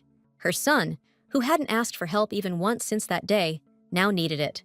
Lady Nellie remembered perfectly how she'd blamed Enric that day for her son's death, all because of that cursed horse he'd given him. She was out of her mind with grief then, not thinking straight at all. The second she realized what she'd said, she wanted to take it back, tell him that wasn't what she meant at all. But Enric just lowered his head and mumbled a quick apology, and then he left the room without another word. Lady Nellie was left alone, realizing she'd just screwed up big time, like, irreparably screwed up. After that, she could barely even look at Enric. She was too busy trying to fill the hole left by her husband's death. Every time she saw Enric, she was terrified she'd start blaming him again in her grief over Jade. By the time she calmed down, she figured it was too late, that she'd blown her chance, but guessed she was being too optimistic. Lady Nellie smiled gently and asked Henrik to never forget that he was her son, her greatest pride. If there's anything she can do for him, she'll give it her all and help him out. After all, she's his mother, and Henrik is her precious son. The Duke's lips curved into a subtle smile, and he thanked his mother for her words. Holding her son's hand, the woman told him not to thank her, and instead tell her what Henrik wanted to talk about. The man explained that it was something that would change the rest of his life. He revealed his plan to the noble lady, and she listened in surprise. After he finished, the woman understood why Henrik jumped into the river last summer. He wanted to save that kid. However, she explained that this path wouldn't be easy, but Henrik already knew that and wasn't about to back down. This is the only path he can take. The noble lady smiled and told her son that if he was so set on it, then so be it. She understood his resolve. But this wasn't something to rush into, so Lady Nellie suggested he think it over calmly. There's been no response from the other side yet. The main character was surprised to learn that Lady Nellie wanted to send young Lady Selmia to the estate in the south of the Empire. The woman believed that place would be suitable for Selmia, so now she was curious to hear Eugenia's opinion. However, the main character thought that the young lady's and young master's opinions were more important than hers. Lady Nellie agreed and admitted that she had already spoken with the children. Selmia was absolutely thrilled. She'd never seen the ocean, so she was already looking forward to the trip. But Joshua, on the other hand, is unhappy because he won't be able to practice fencing at the estate. The main character mentally agreed. Lately, Joshua looks happy, and Selmia will be better off in the south than here. It's warm there, no need to bundle up in a ton of clothes.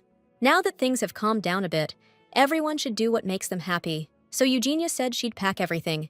Out of the blue, Lady Nellie asked the girl if she wanted to tag along. An old friend of hers lives down south. Countess Phecia left high society after some rough stuff and is now chilling in seclusion. Inside, our girl was stoked about the offer, but she knew she hadn't found any leads on the Fairy Queen yet. If Lady Nellie wants her to go, she will. But the woman told Eugenia she doesn't have to go if she doesn't want to. Our girl thanked her for understanding. If the young master stays, he'll need someone to look after him. Lady Nellie said that in that case, she'd head out in a week. For some reason, hearing that, a shadow of sadness crossed our girl's face. Time flew faster than she thought, and before she knew it, 2 weeks had passed since Lady Nellie and Selmia left the Duchy of Harris. No sooner did the lady hop on that train south than Henrik and Zion started ditching out together all the time. But because of Joshua's official lessons, they were back at the mansion every 3 days, which meant the main character barely even saw them. A little voice kept saying His Excellency's business would wrap up soon. Just hang in there. But who knew when soon would actually arrive? Suddenly, Eugenia heard the head butler clapping his hands. Cedric ordered all the servants to get to their stations, pronto. An important guest was arriving, and there couldn't be a single screw-up in the reception. The main character was racking her brain, wondering who it could be that would warrant gathering all the servants. The side branch of the family wouldn't just show up. A stunning woman with long crimson hair crossed the threshold, and the butler announced that Her Highness had traveled a long way. The first princess of the Asher Kingdom figured everyone was probably surprised by her sudden visit. Still, she's totally digging this warm welcome. The princess walked over to the butler, remembering his name was Cedric. But looking around, she realized she didn't see anyone else. So Cedric explained that Lady Nellie had gone to the southern estate. It happened a few days ago, so the princess felt bad and asked where the Duke was.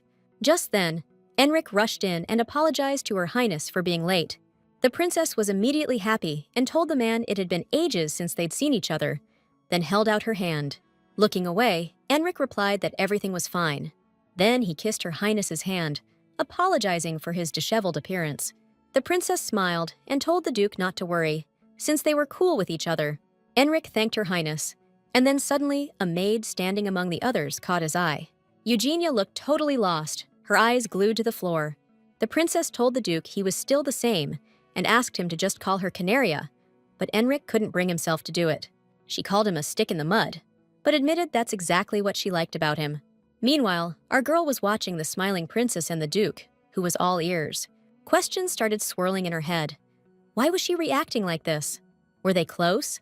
And why did she even care? Mr. Sheehan snapped Eugenia out of her thoughts, popping up out of nowhere and asking what she was spacing out about. Right now, she looked like she was ready to absolutely lose it on the next person who crossed her path. Eugenia awkwardly brushed it off, saying he was just imagining things. Suddenly, she noticed Enric was staring right at her, giving her the stink eye. She didn't get why the Duke was so ticked off.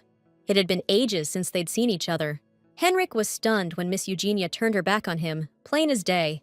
Mr. Sheehan couldn't hold back his laughter, which just confused the heck out of the main girl.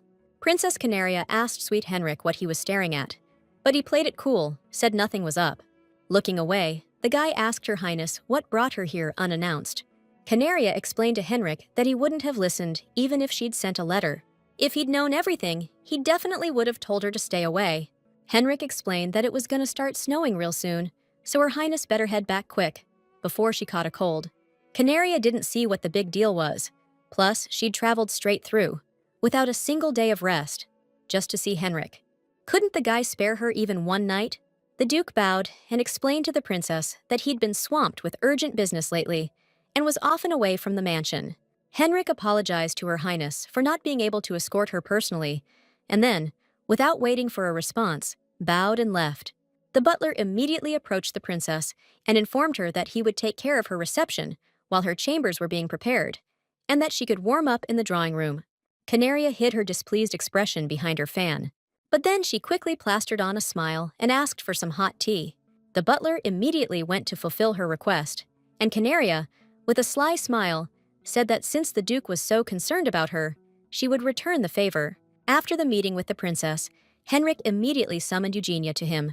The man asked why she wasn't looking at him, to which the main character replied that she was just in a mood. Henrik nodded, accepting the answer. And then, approaching closer, he unexpectedly asked if the girl had no questions for him. Of course, there were questions. Eugenia didn't understand who this girl was, and what her connection to the Duke might be. Why do they seem so chummy? And is there something going on between Henrik and this guest? But all Eugenia asked was if she should be worried about this lady showing up. Henrik immediately said no and swore to her that would never happen. The main girl felt relieved and barely smiled, saying that would be enough. But her tone and the look on her face were kinda off. Eugenia turned around right away, saying she had to go. But Henrik stopped her, shouting her name. He reminded her that if she gave him some time, he'd definitely figure a way out of this mess. Those weren't just empty words he was saying. Henrik promised that there's really nothing between him and the princess, and that's why he kept things to himself, to protect her.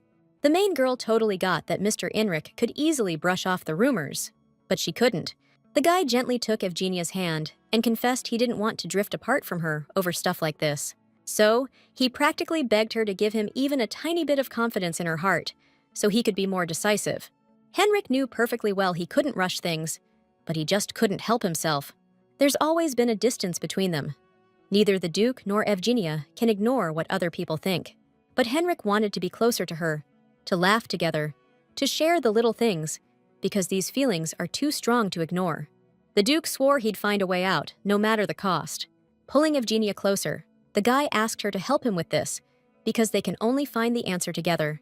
The main character didn't get why she always tried to handle things alone, because with Henrik, she can make decisions easier. Lacing their fingers together, the Duke asked her to just trust him one more time.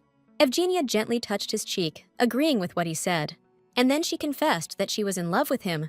Hearing those words, Henrik's breath caught in his throat, and his heart started pounding like crazy, filled with unbelievable joy. The man gently lifted Eugenia's chin and slowly leaned in towards her. A moment later, their lips met in a long-awaited kiss. The main character remembered a story Selmia had read to her, so she took out the brooches that were in the nightstand. As soon as the girl touched them, the room lit up with an intensely bright light, and glowing butterflies appeared all around. Gathering her courage, the main character asked where she needed to return the stone, and learned that the butterflies lived in a deep forest. Then, Eugenia asked what the deadline was for returning it. The butterfly said that when the next snow falls, the fairy queen will disappear, so she needs to make it before then. If Eugenia doesn't fulfill her promise by that time, the blessing that the fairy queen gave her will also vanish. So that means the main character's life is going to get cut short next winter too, even though she's only still around now because of the queen. The butterfly said it was time for her to go, 'cause she's weak in the winter, and then she faded into the air, blinding the girl with her light. The main character picked up the map and started looking for that forest from her childhood. But no luck. Plus, with Eugene wanted by the authorities, she didn't even know if she'd make it back in one piece. Even so, Eugene made it to Ace Empire without any trouble, so she's got to start somewhere, even if it's small. The princess's assistant told her there were twins living in the mansion. Canary was stunned and asked if they were Duke Enrico's kids, but the assistant explained they were born out of wedlock. The girl left with Lady Nellie to an estate in the south of the empire to lay low for a while, but the boy stayed here, so Duke Enrico himself started teaching him the art of fencing. The princess figured the Duke was really attached to this kid, which means she could take him under her wing. The next day, Canary couldn't figure out why she was running around since dawn. She was already dead tired. Joshua was super surprised to see Princess Asher. Canary handed the kid a towel and told him he was doing great. Then, the princess confessed she came to see Joshua on purpose, 'cause eating lunch alone is a drag. So, she asked the young master if he'd keep her company for lunch. Watching Joshua, our girl figured he was handling the whole hosting thing better than she thought he would. Out of the blue, the princess asked the blonde her name, and Eugenia immediately introduced herself. Canary decided not to beat around the bush and just straight up offered the maid a job working for her. With a dramatic sigh, the princess announced she needed a maid to wait on her while she was here. But our girl knew damn well it wasn't a suggestion. It was practically an order from a princess of a whole kingdom. Right then, Henrik saved Evgenia from having to answer, telling the princess she already had a perfectly good job. Canaria asked, all icy, if she couldn't even get something like this done. The right to assign servants belongs solely to the head of the family, Henrik explained. Raising her glass, the princess said the Duke was still the same stick in the mud as always. No fun to be had with him. And with that, they parted ways. 2 years ago, Canaria Asher lost her fight for the throne to her half-brother because he played dirty. She was going to accuse her brother of trying to poison her and hit back hard. But things went south real quick. Turns out, the poisoning left some lingering effects. Just like that, Canaria's fall happened in an instant, and the throne went to her younger half-brother. When the princess first met Duke Henrik, she immediately thought things were finally looking up. But now, it drove her nuts how he was always sticking up for that blonde. A few days later, Canary asked Penny where the Duke was. The maid said he'd been at the mansion 3 days ago, so he'd be back today. If Eugenia is assigned to Joshua, she'll have to be here every day. The princess understood that perfectly well. Soon, Duke Henrik and the young master returned and immediately greeted the princess. Canary immediately lit up with joy and told the man he was so hard to catch. She took a step towards him, but then, accidentally, tripped and fell right into his arms. Henrik asked if she was all right, saying it was dangerous to wear such shoes on a slippery floor. But Canary assured him she was fine. However, someone had recommended these shoes to her, saying they were slip-proof. The main character was stunned, because Her Highness was clearly and brazenly trying to pin this on her. But suddenly, Henrik told Her Highness that it was his fault. He should have made sure the princess's stay here was flawless, so this slip-up was on him. Canary smirked and said she'd let it slide this time. She was starting to think the Duke was way too cold, and figured he'd forgotten she was a princess of a whole kingdom. Henrik reminded her that they weren't engaged anymore. He's leaving again tomorrow, so he asked Her Highness one last time to get out of the mansion. Canary stepped closer to him and said she knew exactly how he felt when he wrote those letters last summer, so she wasn't going anywhere. A little while later, the main character went outside and saw the princess talking to Joshua. The boy wondered if Her Highness ever got bored watching him train, but she said it actually gave her a boost. But she couldn't stay for the whole training session today. She just stopped by to drop off a gift. Canary handed the young master a pair of matching swords as a small token of their friendship. "This is totally awesome," Joshua exclaimed, "'cause it's way too valuable a gift for him." The second gift was a blackbird in a cage. The princess explained this creature was a magical being, found in the kingdom of Asher. Joshua couldn't hide his excitement when the bird soared into the sky and landed right on his shoulder. The kid promised he'd take good care of her, no question. Turns out this bird's name is Kozre. Joshua found it in a book he found in Mr. Enrich's library. Eugenia went to the library with Joshua and looked for info about magical creatures too, but didn't find anything too dangerous. All the really nasty magical creatures got taken care of by hunter squads a long time ago. So now all that's left are the ones you can keep as regular harmless pets. This bird's one of them. I bet the princess knew you could keep her as a pet. That's why she gave her to Joshua. The only thing they could find out was that when Kozri feels threatened or gets anxious, she can grow to be 10 times her size. If we smash the gem on her forehead right now, we can stop the transformation. The next morning, the kid was getting ready to train with his new blades, but Eugenia insisted he use his old ones. The kid grabbed the new blade and said he was old enough to handle it himself now. He pulled out a white cloth and started polishing the weapon. One wrong move, and Joshua's hand was sliced open on the razor-sharp edge, which really freaked out the main character. Suddenly, the birdcage shattered, and Kozri herself grew massively in size, and she was definitely not chill anymore. The main character was speechless. She didn't understand what was happening, because they hadn't been told this was even possible. To keep the giant bird from hurting Joshua, Eugenia jumped into the attack. She managed to buy a few extra seconds, enough time to run to Joshua and check on him. But Kors appeared in an instant, so the kid shoved Eugenia out of the way, and the bird's sharp talons tore across his shoulder blade. Realizing what just happened, Evgenia looked at the boy lying there, totally freaked out. She snatched him up in her arms and bolted, trying to get away from that dangerous bird. But the only place nearby was a walk-in closet, and now the main character was trapped. Meanwhile, the butler and Master Cheyenne heard a weird commotion coming from the room and rushed over to see what was going on. They threw open the door and immediately saw the massive bird. Cheyenne started yelling for Joshua and Evgenia, knowing they had to be around there somewhere. The main character's voice shot out from the closet, telling him that Master Joshua was badly hurt. Cheyenne didn't waste another second and drew his sword right away. But Kozri was fully grown now, so the master's swords just shattered against its head. The guy figured out that the bird was probably only reacting to the scent of blood, which meant its target was clear. The main character heard Lord Cheyenne's voice, telling her she needed to smash the stone on Khosri's forehead right now.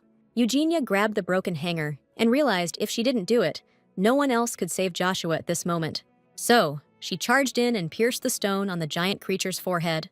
Khosri immediately shrunk down, and the main character realized she'd actually done it. First things first, Eugenia laid Joshua on the bed and tried to wake him up. But since the wound was too serious, and the kid had already lost a lot of blood, the heroine whipped up some plant-based medicine for him. Through the pain, Joshua swallowed the medicine. Just then, the princess walked into the room, saying she'd heard a commotion, and asked what was going on. Seeing Her Highness, Eugenia immediately exclaimed, furious, why she'd given Joshua such a dangerous gift. However, Canaria replied that she'd already told him to be careful, saying that at the sight of blood, Canaria becomes difficult. Her assistant backed up the princess, saying if the maid didn't hear right, that's not on Her Highness. Canaria told the butler she'd given enough chances, so it was time to take action. The main character froze when Cedric ordered the guards to lock her in the storage room, pronto. It had been 2 days since Eugenia was locked up, and all she could think about was whether Joshua was doing okay. It was clear the princess was trying to pin the blame on Eugenia to avoid taking the heat for what happened, but it looks like she knew how the bird would react to blood. Suddenly, the main character realized that she was the princess's target all along. Right then, Canaria showed up in the storage room and snidely told Eugenia she looked like hell. The princess put on an act, saying it broke her heart that a sweet kid like Joshua got hurt. That's why she looked for a way to heal him. Canaria held out a page to Eugenia, a drawing of the eternal goodness plant, which can neutralize any poison. The main character knew about this flower. Lots of people had searched for it, but nobody ever found it, so it became a legend. The princess grabbed Eugenia by the chin and demanded she bring her the flower, and then she'd forgive her screw-ups. Right now, saving Joshua was the priority. If some people claimed to have seen the flower, it had to be out there, right? Eugenia remembered the Queen of the Fairies' blessing, which let her hear the whisper of every blade of grass. So the main character agreed to take on the job. Just in case, she grabbed the Queen of the Fairies' stone, which could point her to where the ice flower was. Before the girl left, the butler handed her something. You could easily get lost in the snowy mountains. It was a mountain thread woven from the wool of a magical beast. It's unbreakable. The main character thanked the butler for his kindness and told him not to worry too much. And then she set off to find that legendary flower, dead set on coming back and saving Joshua.